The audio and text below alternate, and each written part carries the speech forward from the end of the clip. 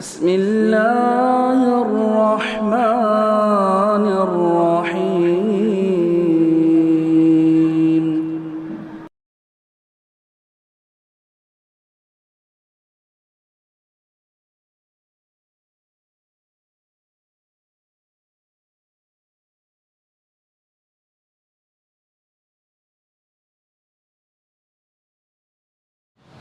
الحمد للہ رب العالمین والصلاة والسلام علی سید المرسلین وعلی آلہ وصحبہ اجمعین ومن تبعہم بإحسان الی یوم الدین.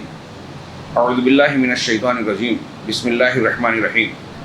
سورۃ انزلناها وفرضناها وانزلنا فیها آیات بینات لعلکم تذکرون. محترم حاضرین، آج رمضان المبارک کی 27ویں شب ہے. ہمارے یہاں ایک بہت بڑے طبقے کا یہ خیال ہے کہ لیلۃ القدر صرف اسی رات میں محصور ہے.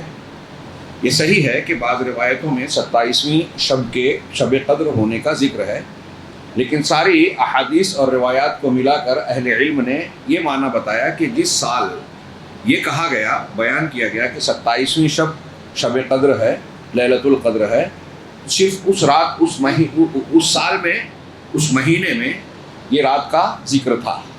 باقی اللہ کے نبی صلی اللہ علیہ وسلم سے بالکل واضح اور صاف حدیثوں میں ثابت ہے کہ آپ نے کہا تحروا لیلۃ القدر فی الوتر من اواخر رمضان او کما قال فی الاوتار، یا وتر کہا کہ لیلۃ القدر کو رمضان کے آخری عشرے کی طاق راتوں میں تلاش کرو. اس میں گویا ان 5 راتوں میں 21ویں، 23ویں، 25ویں، 27ویں اور 29ویں، ان میں عبادت و ریاضت میں محنت کرنے کا جذبہ بھی ہے. گویا اللہ کی طرف سے آزمائش ہے کہ بندے میں کتنی تڑپ ہے اس رات اور اس کی فضیلتوں کو حاصل کرنے کی. لہٰذا اگر حاضرین میں ہمارے کچھ ایسے بھائی ہیں جنہوں نے صرف اسی رات کو مخصوص لیلۃ القدر سمجھ کر آج کی رات جاگنے اور عبادت کرنے کا ارادہ اور اہتمام کیا ہے، تو ہم ان کو نہایت ہی ناصحانہ اور خیر خواہانہ انداز میں یہ کہنا چاہتے ہیں کہ وہ ان 5 راتوں کا التزام کریں جو گزر گئی. آج کی رات کے ساتھ 29ویں کو بھی اس کا مقام دیویں. جس طرح 27ویں کی حیثیت ہے، وہی حیثیت 21ویں شب، 23ویں شب، 25ویں، 27ویں اور 29 کی ہے. یہ چاند کے سال کے اعتبار سے گردش کرتی رہتی ہے. علامہ صفی الرحمن مبارک پوری ہمارے استاذ محترم، جنہوں نے الرحیق المختوم لکھی، سیرت کی کتاب مشہور جو پوری دنیا میں مقابلے میں اول آئی تھی، انہوں نے اپنی کتاب میں اپنے طور سے حساب و کتاب فلکیات کا حساب کر کے تحقیق پیش کی اور یہ بتایا کہ جس سال جناب محمد رسول اللہ صلی اللہ علیہ وسلم پر پہلی وحی کا نزول ہوا، اقرأ بسم ربک الذی خلق کی 5 آیتیں جو غار حرا میں آپ پر حضرت جبرائیل علیہ السلام کے ذریعے سے نازل کی گئی، وہ رات رمضان کی 21ویں شب تھی. 21ویں شب، انا انزلناہ فی لیلۃ القدر. تو اس سال 21ویں شب کا لیلۃ القدر کا ہونا بالکل طے ہے. اور پھر دوسرے سالوں میں 23ویں، 25ویں، بلکہ بعض اہل علم تو یہ بھی کہتے ہیں، عرب علماء اور ان کے موافقین، کہ آخری تمام 10 راتوں میں اس کا اہتمام اور اس کی جستجو کرنی چاہیے، اس لیے کہ ان کے فہم کے مطابق بعض روایتوں میں وہ پیچھے سے جوڑتے ہیں تو 22ویں، 24ویں اور جفت راتوں کو بھی وہ کہتے ہیں کہ اس کی فضیلت مل سکتی ہے یا لیلۃ القدر ہو سکتی ہے. جو بھی ہو، وہ اللہ کے نبی صلی اللہ علیہ وسلم کا واضح فرمان جب ہے تو ہمیں اس کا اہتمام کرنا چاہیے. آج کے اس درس میں ہمارے سامنے سورۃ النور ہے. سورہ نور جو کہ مدنی سورت ہے اور اس کے نزول کا پس منظر آپ جانتے ہیں کہ اللہ کے رسول صلی اللہ علیہ وسلم کی زوجہ مطہرہ ام المومنین حضرت عائشہ صدیقہ رضی اللہ تعالی عنہ پر ایک تہمت اور الزام لگایا گیا. اس کی براءت کے سلسلے میں اس سورہ مبارکہ کی 10 آیتیں نازل کی گئیں. اس اعتبار سے اس کی فضیلت کے تعلق سے صحیح بخاری کی روایت کا ایک جملہ پیش کیا جا سکتا ہے کہ اس میں اللہ کے نبی صلی اللہ علیہ وسلم کی زوجہ مطہرہ اور ہماری ماں، اس میں آپ کی اہلیہ ہی اور زوجہ مطہرہ ہی نہیں نبی کریم صلی اللہ علیہ وسلم کی پاکدامنی، براعت اور آپ کے کردار اور خاندان کی عظمت کا گویا ذکر ملتا ہے کہ اللہ کے رسول صلی اللہ علیہ وسلم کا خانوادہ اتنا عظمت والا ہے کہ جب ان پر داغ لگایا گیا، ان کی دامن عفت کو مجروح کرنے کی کوشش کی گئی، تو اللہ رب العالمین کی جانب سے سچائی کو واضح کیا گیا۔ اس سورہ کا نام جیسا کہ آپ نے سنا سورہ نور ہے، اس لیے کہ اللہ تبارک و تعالیٰ نے اس میں نور الہی کے قوانین کو ذکر کیا جو کہ مختلف اقدار اور باہمی تعلقات اور اخلاق سے متعلق ہیں۔ اس میں اللہ کے نبی صلی اللہ علیہ وسلم کے حقوق اور آپ کے تعلق سے مسلمان کو کیسا ہونا چاہیے یہ بھی ذکر ہے، اور جو اپنے آپ کو مسلمان کہتا ہے لیکن وہ نہیں کرتا، منافقین کا کردار وہ بھی بیان کیا گیا ہے۔ اور اس سے پہلے خاندان، ایک مسلمانوں کے عائلی قوانین، کس طرح کا گھر ہونا چاہیے، گھر کے کیا آداب اصول ہونی چاہیے، اپنی عزت و ناموس کا کیسے لحاظ اور اس کی حفاظت کی کوشش کرنی چاہیے، ایک مسلمان مرد کو، ایک مسلمان عورت کو کس طریقے سے اپنے کردار کی حفاظت کرنی چاہیے، زنا اور زنا سے متعلق سزا، اس کے متعلق کسی عورت پر بے گناہ پر زنا کا الزام لگانا، ایسے احکامات بیان کیے گئے۔ ساتھ ہی ساتھ اس کی سزا کا ذکر کرتے ہوئے اس کی شروط، گواہیاں، اگر ایک شخص اپنی بیوی ہی کو کوئی اس طرح کی حرکت میں دیکھتا ہے، الزام لگاتا ہے، تب کیا کرے، اس کا بھی تذکرہ ہے۔ تو عائلی قوانین ہیں، اپنے دامن عفت کو محفوظ رکھنے کا معاملہ ہے۔ کسی مسلمان پر الزام عائد ہوتا ہے تو ایک دوسرے مسلمان کا کردار کیا ہونا چاہیے، ان آیتوں اور صورتوں میں اس کی ہدایات اور تعلیمات بھی موجود ہیں، جو آج کے سماج اور معاشرے میں ہر دور میں اس کی اہمیت ہے۔ لیکن آج جبکہ لوگ جمہوریت کے نام پر، آزادی رائے کے اظہار کی آزادی کے نام پر اتنے بے لگام ہو گئے ہیں کہ سوشل میڈیا پر اپنی مجلسوں میں، اپنی گفتگو میں ایک مسلمان دوسرے مسلمان کی عزتوں سے کھیلتا ہے، ان کو بدنام کرتا ہے، کیچڑ اچھالتا ہے۔ یہ کوئی چھوٹی بات نہیں ہے۔ انشاءاللہ ہم لوگ اس میں سرسری طور سے ذکر کریں گے۔ افسوس کہ اس درس کا موقع تھوڑا ہوتا ہے۔ یہ سورہ مبارکہ اس تناظر میں جو میں نے بیان کیا، ہمیں اور آپ کو تفصیل سے پڑھنا چاہیے، اس کے دروس لینے چاہیے۔ سورت کے آغاز میں اللہ رب العالمین نے سورت کی اہمیت بتاتے ہوئے کہا سورۃ انزلناہا، اس سورت کو ہم نے نازل کیا۔ حالانکہ قرآن کی تمام سورتوں کو اللہ نے نازل کیا، تو اس سے پتہ چلتا ہے کہ یہ اس لیے اللہ نے فرمایا کہ آگے اس سورہ مبارکہ میں جو احکام، مسائل، تفصیلات، ہدایات بیان کی گئی ہیں اس کی بڑی اہمیت ہے، اس لیے بطور خاص اس کو کہا کہ ہم نے اسے نازل کیا، وفرضناہا، اور اس کے احکام کو، ان کی باتوں کو متعین کر دیا، فرض کیا یعنی مقرر کر دیا، متعین کر دیا۔ وانزلنا فیہا آیات بینات، اور اس میں بہت ہی کھلی واضح آیتیں بیان کی ہیں، اس کے معنی، مفہوم، اس کا مطلوب، مقصود، مراد اور ہدایات بالکل صاف ہے، کلیئر اور واضح ہے۔ کیوں ہے؟ لعلکم تذکرون، تاکہ تم نصیحت لو، سمجھ سکو۔ یہ اس بیان سے جو ہمارے رب کا بیان ہے، اس کی اہمیت واضح ہے کہ اس سورے کو ہمیں اور آپ کو سیکھنا چاہیے، سمجھنا چاہیے۔ اللہ نے اسے مقرر کیا ہے، یہ ہمارے خاندانی اور انفرادی اجتماعی زندگی کے لیے بہت اہم احکامات ہیں۔ آگے ہم بڑھتے ہیں۔ اللہ تبارک و تعالیٰ نے اس سورے کے آغاز میں ایک بیان کیا، ایک حکم دیا کہ الزانیۃ والزانی فاجلدوا کل واحد منہما 100 جلدہ۔ زانی مرد، زانی عورت اور زانی مرد، یہاں عورت کا ذکر پہلے کیا کیونکہ یہ اس کے لیے زیادہ شناعت کی بات ہے۔ زانیہ عورت اور زانی مرد، فاجلدوا کل واحد منہما 100 جلدہ، ان میں سے ہر کسی کو 100 کوڑے مارو۔ قرآن کی اس آیت میں اس زانی مرد اور عورت کی سزا ہے جس کی ابھی شادی نہیں ہوئی، کنوارے ہیں، اس کی سزا 100 کوڑے ہے۔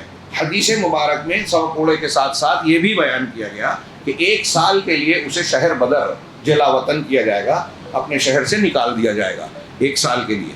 یہ غیر شادی شدہ کے لیے ہے۔ شادی شدہ کے لیے رجم کی سزا ہے، یعنی سنگسار کرنا، اس کے اپنے احکام ہیں، آداب ہیں، تفصیل ہے، جس پر غیر مسلموں کو بھی اعتراض تھا اور ہمارے ہاں کچھ منکرین حدیث کو بھی اعتراض ہے۔ وہ یہ کہتے ہیں کہ قرآن میں تو یہ ہے، رجم نہیں ہے، جبکہ اللہ کے رسول صلی اللہ علیہ وسلم اور صحابہ کرام سے ثابت ہے کہ رجم کی سزا کو بھی انہوں نے یہ کہا کہ یہ کتاب اللہ میں ہے، بعض لوگ بعض روایتیں بتاتے ہیں کہ اس کی تلاوت منسوخ ہو گئی، لیکن اللہ تعالیٰ نے رجم کی سزا بھی قرآن میں نازل کی تھی۔ اور پھر ایک واقعہ یہ بھی ملتا ہے کہ ایک صحابی نے آ کر یہ پیش کیا کہ ہمارے درمیان کچھ معاملہ ہوا ہے، حضرت انیس کی روایت ہے، بخاری وغیرہ میں ہے، کہ آپ اس کے بارے میں اللہ کی کتاب سے فیصلہ کیجیے، اور بتایا کہ فلاں کی بیوی اور میرے بیٹے نے زنا کیا، ان کی بیوی تو تھی شادی شدہ، بیٹا جو تھا وہ غیر شادی شدہ، زنا کیا، زنا کرنے کے بعد جب معاملہ کھلا تو میں نے اس کے عوض میں 100 بکریاں اس کو دی اور ایسا ایسا کیا، تو آپ اللہ کی کتاب کے مطابق فیصلہ کیجیے۔ آپ نے کہا کہ میں اللہ کی کتاب کے مطابق فیصلہ کروں گا، اللہ کی کتاب کے مطابق۔ چنانچہ اس کے بیٹے کو بلایا، اعتراف کیا، 100 کوڑے کی سزا سنائی اور جلاوطنی نہیں کی، اور کہا ایک شخص کو بھیجا کہ اس کی بیوی کے پاس جاؤ، اگر اس نے اعتراف کیا تو اس کو رجم کرنے کا حکم دیا۔ یہ بالکل صاف ہے، یہ اللہ کے نبی صلی اللہ علیہ وسلم کا فیصلہ، اور آپ یہ کہہ رہے ہیں کہ اللہ کی کتاب کے مطابق فیصلہ کیا، اور آپ قرآن کی تشریح کرنے کے ذمہ دار تھے۔ نبی صلی اللہ علیہ وسلم کی کوئی بات، کوئی فیصلہ، کوئی حکم قرآن سے الگ نہیں ہے، کیونکہ قرآن کہتا ہے جو رسول دے دے لے لو، اس سے منع کر دے رک جاؤ۔ اب اللہ کے رسول کی حدیث کو ماننا قرآن کو ماننا ہے، جو اللہ کے رسول کی ثابت شدہ حدیث کو نہ مانے وہ قرآن کا انکار کرنے والا ہے۔ یہ بالکل واضح ہے کہ انکار حدیث انکار رسالت ہے۔ ہمارے درمیان اگر کچھ لوگ ایسے ہیں جن کے ذہن و دماغ میں یہ جراثیم اور یہ کیڑا پایا جا رہا ہے، فوراً علاج کر لیں۔ یہ چھوٹے موٹے تعویلی اختلاف کے جیسا نہیں ہے، یہ انکار قرآن ہے، انکار حدیث ہے، انکار رسالت ہے، یہ کفر ہے، اسلام سے باہر ہو جائے گا آدمی۔ تو بہرحال اللہ تعالیٰ نے کہا کہ ان دونوں میں سے ہر کسی کو زانی کی اور زانیہ کی سزا 100 کوڑے۔ وَلَا تَأْخُذْكُمْ بِهِمَا رَأْفَةٌ فِي دِينِ اللَّهِ، اللہ کے اس دین کو، اس حکم کو قائم کرنے میں تم کو کوئی ترس نہیں آنا چاہیے کہ رحم کھاؤ۔ آج کل ہمارے ہاں جو عالمی سطح پہ جو بات کرتے ہیں دانشوران اور مقننین، قانون ساز لوگ قانون بناتے ہیں پارلیمنٹ میں، اقوام متحدہ میں، اسمبلی میں، تو وہ آپ دیکھیں گے کہ مجرمین کے تعلق سے رحم اور ترس کی بات کرتے ہیں، مظلومین کے بارے میں نہیں کرتے۔ ایک زانیہ ہے تو اس کے اندر جھانکتے ہیں کہ کیوں اس نے زنا کیا، بڑا پشو، بڑا ماحول تھا۔ لیڈی ڈائنا اس لیے مختلف مردوں سے تعلق رکھتی تھی کہ وہ اپنی زندگی میں جو ہے بہت سارا خلا محسوس کرتی تھی، یہ تھا وہ تھا، اس کے بارے میں ترس، اور سماج اور معاشرے کو جھونک دیا جائے، گناہوں کے حوالے کر دیا جائے۔ منکرین، میں نے بتایا کہ اسلامی سزاؤں پہ کچھ لوگ اعتراض کرتے ہیں کہ چور کا ہاتھ کاٹنا، زانی کو سنسار کرنا، اس کا مزہ۔ یہاں ہندوستان میں نربھیا کیا بولتے ہیں، دلی کا جب واقعہ ہوا اور ایسے کچھ واقعات ہوئے تو ہندوؤں کی طرف سے، غیر مسلم لیڈروں، مذہبی پیشواؤں کی طرف سے یہ مطالبہ کیا گیا کہ ہندوستان میں بھی حکومت سے مطالبہ کیا ویسی ہی سزا نافذ کرنی چاہیے جیسی سعودی عرب میں ہے، مسلمانوں کے یہاں ہے، کہ ایسے زانی کو مار دیا جائے۔ ہاں، وشو ہندو پریشد کے بہت پہلے اڈوانی جی نے بھی کیا تھا، غیر مسلموں نے بھی کیا۔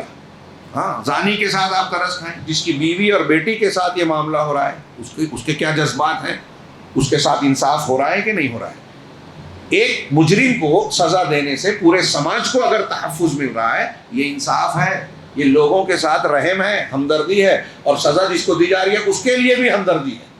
ہاں، اسلامی سزاؤں کو اگر ہٹا دیا جائے تو کیا دنیا میں سزائیں نہیں ہیں؟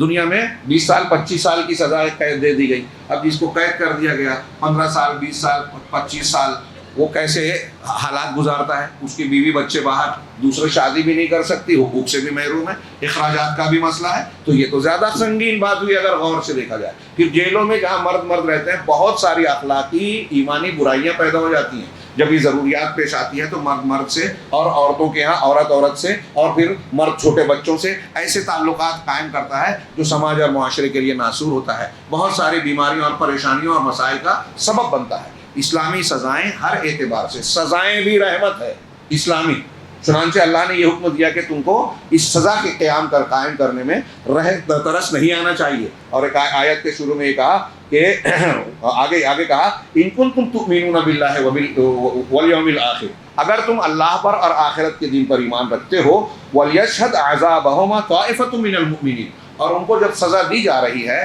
کوڑے مارے جا رہے ہیں یا سنسار کیا جا رہا ہے، تو مومنین کی ایک جماعت کو وہاں حاضر رہنا چاہیے تاکہ یہ سزا مکمل ہو۔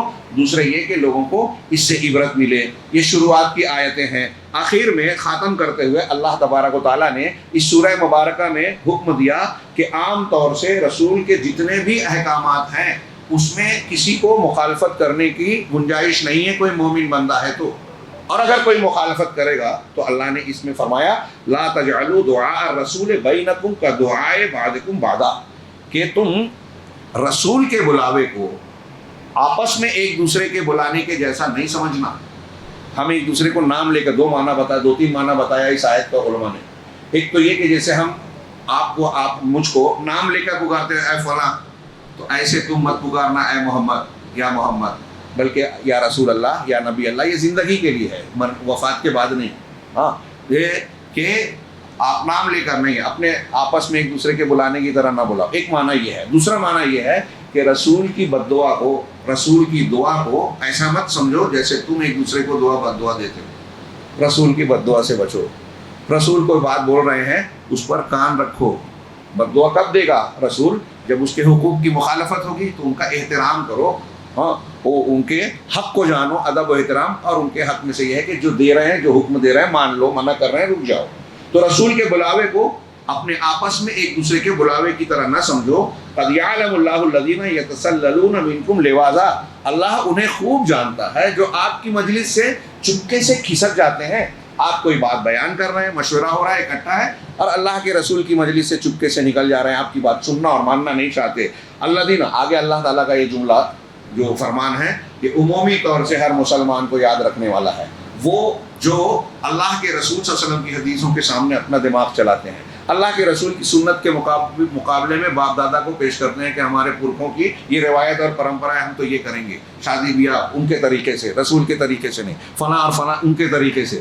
جو عبادات میں یہ دیکھتے ہیں کہ امام کا یہ مسلک ہے اور اللہ کے رسول کی حدیث آ بھی گئی تو اس کی تعویل کرتے ہیں، اسے نہ کرنے کے بہانے تلاش کرتے ہیں، اور لوگوں سے ڈرتے ہیں، اللہ سے نہیں ڈرتے۔ انہیں بھی اس بات کو غور کرنا چاہیے اس آیت میں، اس آیت کے معنی پر۔ چھوٹی چھوٹی کسی دین کی کوئی چھوٹی بات بھی چھوٹی نہیں ہونی چاہیے ہماری نظر میں، اس لیے کہ وہ اللہ اور رسول اللہ صلی اللہ علیہ وسلم کی ہے۔ اگر اللہ اور رسول کا احترام ہے تو ان کی باتوں کا بھی احترام ہونا چاہیے۔ چنانچہ اللہ نے فرمایا فَلْيَحْذَرِ الَّذِينَ يُخَالِفُونَ عَنْ أَمْرِهِ أَن تُصِيبَهُمْ فِتْنَةٌ أَوْ يُصِيبَهُمْ عَذَابٌ أَلِيمٌ، جو لوگ رسول کے حکم کی مخالفت کرتے ہیں انہیں ڈرنا چاہیے۔ اللہ کہہ رہا ہے رب العالمین، تھرا جانا چاہیے ایک مومن کو کہ رسول کے حکم کی مخالفت کرنے والوں کو ڈرنا چاہیے، ان تصیبہم فتنہ، کہ ان کو فتنہ پکڑ لے وے۔ فتنہ کا مطلب کیا ہے؟ دنیا کے فتنے، اور دین کے سلسلے میں فتنہ یہ ہے کہ آپ دین سے بھٹک جائیں۔ اس لیے امام احمد بن حنبل رحمہ اللہ نے اس کی تفسیر کی کہ فتنے سے مراد شرک ہے، کہ جو سنت کی مخالفت کرے گا وہ شرک میں بھی پڑا جائے گا۔ میں نے اپنے دروس میں کئی مرتبہ یہ بیان کیا ہے، لوگوں کو برا لگتا ہے، لیکن غور کیجئے یہ اللہ کا کلام ہے، اللہ کا کلام ایسا ہی نہیں ہے، رب العالمین کا فرمان غلط نہیں ہے، ہو ہی نہیں سکتا کہ جو سنتوں کی مخالفت کرتے ہیں نا ہیلے بہانے سے، آپ دیکھ لیجئے ان کے یہاں شرک کسی نہ کسی شکل میں ضرور ملے گا، شرک پایا جائے گا۔ روئے زمین پر کوئی بھی جماعت ہو، سنتوں کو جو رد کرتے ہیں ان کے یہاں کوئی نہ کوئی شکل میں شرک ملے گا، شرک اکبر ہو یا شرک اصغر، ملے گا ضرور۔ ایک معنی یہ ہے۔ دوسرا یہ کہ فتنے میں پڑ جاؤ گے۔ دوسرا معنی عام طور سے مفسرین نے کہا کہ جو رسول کے حکم کی مخالفت کرے گا اسے دنیا کا عذاب لاحق ہوگا۔ آج مسلمان ہر طرف عذاب کے شکار نظر آتے ہیں، ذلت، انحطاط، کہیں مارے جا رہے ہیں، کہیں جان سے کھیلا جا رہا ہے، کہیں عزتوں سے، کہیں ہمارے مقدسات سے ہمارے خلاف قوانین بنائے جا رہے ہیں۔ چھوٹے بڑے ہی چھوڑیے، ہمارے لیڈران بھی کسی نہ کسی مصلحت کے لحاظ کرنے پہ مجبور ہیں۔ سہمے ہوئے ہیں بڑے بڑے لوگ، الزام لگایا جا رہا ہے کہ بابری مسجد کا سودا ہوا ہی تھا، گیان واپی کا بھی ہو چکا ہے، اور کئی ہونے والے لوگ ڈرے ہیں، خوف زدہ ہیں۔ یہ خوف، یہ دہشت اس لیے ہے کہ ہماری صفوں میں شرک ہے، اس لیے ہے کہ ہمارے یہاں رسول کی مخالفت دھڑلے سے کی جاتی ہے، اور لوگ اسے دین سمجھتے ہیں، بدعتیں کرتے ہیں اور اس کی دلیلیں دینے کی کوشش کرتے ہیں، قرآن و حدیث سے ثابت کرنے کی۔ یہ اور زیادہ بڑا جرم ہے کہ آپ رسول کی مخالفت بھی کریں اور اس مخالفت کو دین بتائیں، سچ بتائیں، حق بتائیں، یہ اور بڑی جرت ہے۔ آگے اللہ نے کہا کہ جو لوگ رسول کے حکم کی مخالفت کرتے ہیں انہیں ڈرنا چاہیے کہ انہیں فتنہ آ پکڑے، او یصیبہم عذاب علیم، یا دردناک عذاب دنیا میں بھی آخرت میں بھی۔ یہ آخر میں کہا۔ اب شروع میں بھی جو حکم دیا ہے کہ اللہ کے حکم کو، احکامات کو مانو، زنا اور بدکاری والا معاملہ نہ کرو، اسلام کے احکامات پر عمل کرو، اور آخر میں کہا کہ اللہ کے حکم کی مخالفت کرو گے، رسول کے حکم کی، تو یہ ہوگا۔ تو وحی الہی جو اللہ کا نور ہے، قرآن نے قرآن کو نور کہا ہے، نور الہی یعنی وحی یا قرآن و سنت کی مخالفت اس سے معلوم ہوا کہ اس قرآن و حدیث کی مخالفت ہمارے لیے بلا اور دنیا اور آخرت کی سزاؤں کو دعوت دینے والا کام ہے۔ اور آج مسلمان اللہ کے اور اس کے رسول کی حکم کی مخالفت کر کے بلاؤں کو دعوت دے رہے ہیں۔ ابھی کل ذکر ہوا تھا، اللہ نے قرآن میں کہا ہے کہ جو سود کا لین دین چھوڑتا نہیں ہے وہ اللہ اور رسول سے جنگ کا اعلان کر دے۔ اب ظاہر سی بات ہے، قرآن کا یہ فرمان ہے، کسی کو اختلاف بھی نہیں ہے اس میں۔ بتائیے کہ ہمارے یہاں جو لوگ سودی لین دین کر رہے ہیں وہ اللہ کے عذاب کو دعوت دے رہے ہیں کہ نہیں دے رہے ہیں؟ آج فجر کی نماز کے بعد یہاں ایک مسجد کیا بن فیاض کیا نام تھا، ہاں وہاں گفتگو ہوئی، اس میں تذکرہ کیا میں نے فلسطین کا اور اس کا کہ آج مسلمانوں کی دعائیں قبول نہیں۔ تو ہمارے ایک بزرگ نے سوال کیا کہ کیا مسلمانوں میں چند بھی نہیں ہے، ایک بھی نہیں ہے جو صحیح ہو اور اس کی دعا قبول ہو؟ تو میں نے کچھ تفصیل سے بات کی، اس میں ایک ذکر کیا کہ قرآن و حدیث میں یہ مضمون ہے کہ جب برائیاں عام ہوگی، ہاں حضرت ام المومنین حفصہ یا ام سلمہ رضی اللہ تعالیٰ عنہ نے اللہ کے رسول صلی اللہ علیہ وسلم نے پوچھا کہ کیا ہم ہلاک ہوں گے جبکہ ہمارے درمیان نیک لوگ بھی رہیں گے؟ نیک لوگ رہیں گے پھر بھی ہلاکت آئے گی، عذاب آئے گا؟ اللہ کے رسول صلی اللہ علیہ وسلم فرمائے کہ ہاں آئے گی، جب اذا کثر الخبث، جب برائیاں عام ہو جائیں۔ اور قرآن نے بھی کہا واتقوا فتنۃ لا تصیبن الذین ظلموا منکم خاصہ، کہ اس عذاب سے، فتنے سے تم ڈرو اور بچو جو صرف ان لوگوں کو نہیں آئے گا جنہوں نے ظلم کیا۔ جب ظالم ظلم کرنے والے، ہر گناہ آ گیا، ظلم کرنے والے عام ہو جائیں گے، غالب آ جائیں گے اور لوگ خاموش رہیں گے، تھوڑے نیک لوگ موجود بھی ہیں، دعائیں بھی کر رہے ہیں، تو اللہ کا عذاب آئے گا، سب کو لپیٹے گا۔ قرآن اور حدیث کی کہ مضامین اس طرح کے کھلے ہوئے موجود ہیں۔ تو یہ سورہ نور کی ابتدا اور انتہا میں کو سامنے رکھ کے اب اس کے کچھ مضامین پر نگاہ ڈالیں، بہت اہم ہیں لیکن ہم کچھ ہی پر گفتگو اختصار کے ساتھ کر پائیں گے۔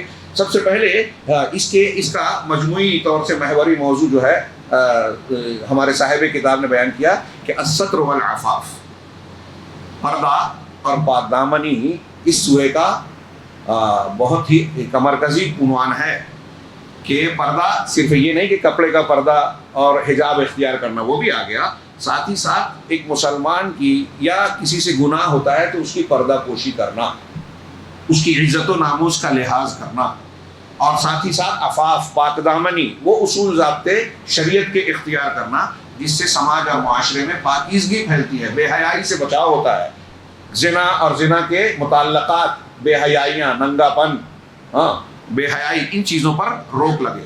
چنانچہ مضمون میں سب سے پہلے یہ ہے کہ اس سورہ مبارکہ میں زنا کو حرام قرار دیا گیا، اور زنا کے حرام کے ساتھ ساتھ جو پاک دامن عورتیں ہیں ان پر الزام لگانا، تہمت لگانا، یہ بھی حرام ہے، اس لیے کہ اس کی وجہ سے سماج اور معاشرے میں بہت بڑا خطرہ ہوتا ہے۔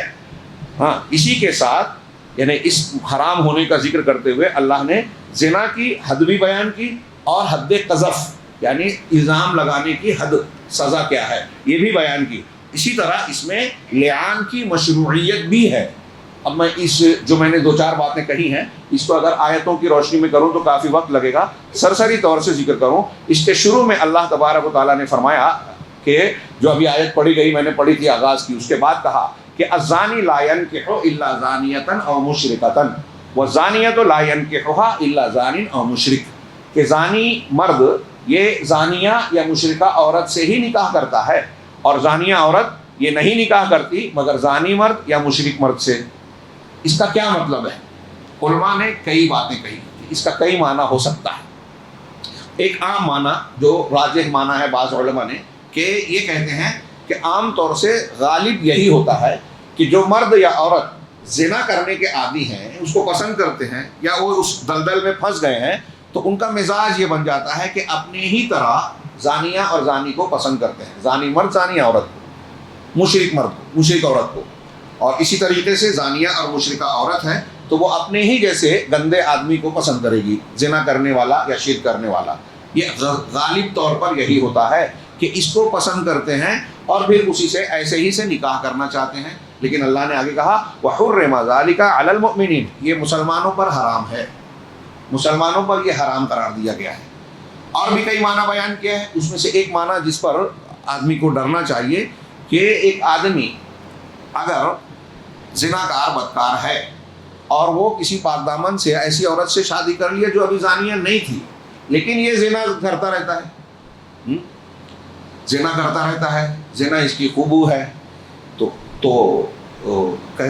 نتیجہ کیا نکلتا ہے کہ وہ بیوی کا حق ادا کرنے میں کوتاہ ہوتا ہے، نتیجہ یہ نکلتا ہے کہ بیوی بھی اس راستے پہ چلی جاتی ہے، نتیجہ عذاب کی شکل میں اسے ملتا ہے۔ ایک بار میں یہ بھی بیان کیا کہ زانی مرد اور زانی عورت، ان کا معاملہ یہ ہوتا ہے کہ اگر شادی ہو بھی جائے، بیاہ ہو بھی جائے، تو وہ جو ہے شادی ہونے کے باوجود ناجائز تعلقات کے چکر میں اور موقع کی تلاش میں رہتے ہیں۔ ہاں، ایک آدمی کی بیوی ہے، جائز طریقے سے اپنی ضرورت پوری کر سکتا ہے، لیکن وہ دوسرے تعلقات کی کو ڈھونڈتا رہتا ہے۔ ایسے ہی عورتیں، اور اللہ نے کہا کہ مسلمانوں پر یہ حرام ہے، آپ کو یہ ضرورت ہے تو نکاح کیجیے۔ اور جو شادی کر کے ایسا کرتا ہے اس کے اندر ایک مناسبت ہے مشرک کی، شرک اور زنا دونوں کا ذکر کیا ہے، مشرک اور زانی میں ایک قسم کی مناسبت پائی جاتی ہے۔ جب گہن لگا، اللہ کے رسول صلی اللہ علیہ وسلم نے نماز پڑھائی، نماز کے بعد جو تقریر کی، خطاب کیا، اس میں اللہ کے حق اور توحید کو بیان کرنے کے بعد زانی اور زانیہ کا ذکر کر کے مذمت کی، زنا کی۔ تو وہاں اور یہاں ایک مناسبت یہ ہے، لوگوں نے بیان کیا کہ ایک مشرک کا معاملہ کیا ہوتا ہے، اللہ کا کھاتا ہے، اللہ کی نعمتوں سے لطف اندوز ہو رہا ہے، جی رہا ہے، سب کچھ کھا رہا ہے، پی رہا ہے، لیکن کسی اور کو اللہ کا حق دیتا ہے، کسی اور کو سجدہ کر رہا ہے، رکوع کر رہا ہے، کسی اور سے دعا مانگ رہا ہے، اس کی بڑائی کا قائل ہے، یہ مشرک ہے، اللہ کی بے وفائی کر رہا ہے، کھاتا اللہ کا ہے، گاتا کسی اور کی ہے۔ تو زانیہ اور زانی بھی ایسے ہی ہیں کہ عہد و پیمان کیا شوہر سے بیوی نے کہ ہم آپ کے اور آپ ہمارے ایک دوسرے کے عقد کے بندھن میں بندھ گئے، عقد میں بندھ گئے ہیں، ہاں، لیکن شوہر کا سائن بورڈ لگایا کہ یہ میرا شوہر ہے اور میرے بطن سے، پیٹ سے پیدا ہونے والا بچے کا باپ یہ ہے، لیکن دوسرے سے بھی تعلق قائم کر رہی ہے وہ۔ اسی لیے بعض علماء نے ان دلیلوں کی بنیاد پہ کہا کہ زانیہ عورت جو ہوتی ہے وہ یا مشرک آدمی کو کہا کہ وہ اس عورت کی طرح ہے جس کا شوہر تو موجود ہے لیکن وہ اور لوگوں سے تعلق رکھتی ہے، کہ اللہ مالک و خالق ہے لیکن یہ دوسروں سے اپنی عبودیت کا تعلق قائم کرتا ہے۔ تو ایک قسم کی دونوں میں مناسبت ہے۔ تو اللہ رب العالمین نے یہاں زنا اور زانی اور زانیہ کے بارے میں کہا، یہ اس کا پس منظر یہ بھی تھا کہ ایک صحابی مسلمان ہو گئے اور کسی ایسی عورت سے نکاح کرنے کی رسول اللہ صلی اللہ علیہ وسلم سے اجازت مانگی جو مشہور تھا کہ یہ بدکار ہے۔ اس تناظر میں یہ قرآن کی آیتیں نازل ہوئی کہ نہیں، اگر آپ صالح ہیں، پاکیزہ ہیں، مسلمان ہو گئے ہیں تو کسی زانیہ یا مشرکہ سے آپ کو شادی نہیں کرنا چاہیے۔ اللہ نے آگے دوسرا حکم بیان کیا، والذین یرمون المحصنات، اور جو لوگ محصنات پاک دامن عورتوں پر الزام لگاتے ہیں۔ ایک عمومی بات، ابھی حضرت عائشہ والا معاملہ آگے آنے والا ہے، عمومی بات کہ کسی پاک دامن عورت پر کوئی شخص الزام لگاتا ہے، ثم لم یأتوا بأربعۃ شہداء، پھر 4 گواہ نہیں لاتے۔ 4 گواہ لانا، حدیث میں ہے کہ اگر آپ یا کوئی بھی شخص کسی عورت کے بارے میں یہ کہے کہ میں نے زنا کرتے ہوئے دیکھا ہے، وہ زانیہ ہے، تو اس کو اس طرح سے 4 گواہ پیش کرنا چاہیے کہ وہ دیکھنے کے بعد، مطلب وہ اس طرح دیکھے ہوں جیسے سرما دان میں سلائی داخل ہوتی ہے، کنویں کے اندر ڈول ڈالا جاتا ہے، اس طریقے سے اس حرکت اور عمل کو ہوتے ہوئے دیکھا ہو۔ اور قاضی 4 سے الگ الگ پوچھے گا، ان کے بیانات کا ٹکراؤ لے گا، اگر ٹکراؤ آیا، تضاد آیا، فرق آیا تو 4 کی گواہی رد ہوگی اور 4 کو حد قذف دی جائے گی، 80 کوڑے مارے جائیں گے۔ اندازہ لگائیے، ایک قاتل کو قتل کرنے کے لیے اگر گواہ چاہیے تو شریعت میں 2 گواہ ہے، زنا کے الزام پہ 4 گواہ ہے۔ کیوں؟ قتل سے صرف جان جاتی ہے اور زنا کے الزام سے عزت و آبرو جاتی ہے، ناموس اور عزت کا معاملہ زیادہ سنگین ہے، اس کے اور بھی حکمتیں اور پہلو ہو سکتے ہیں۔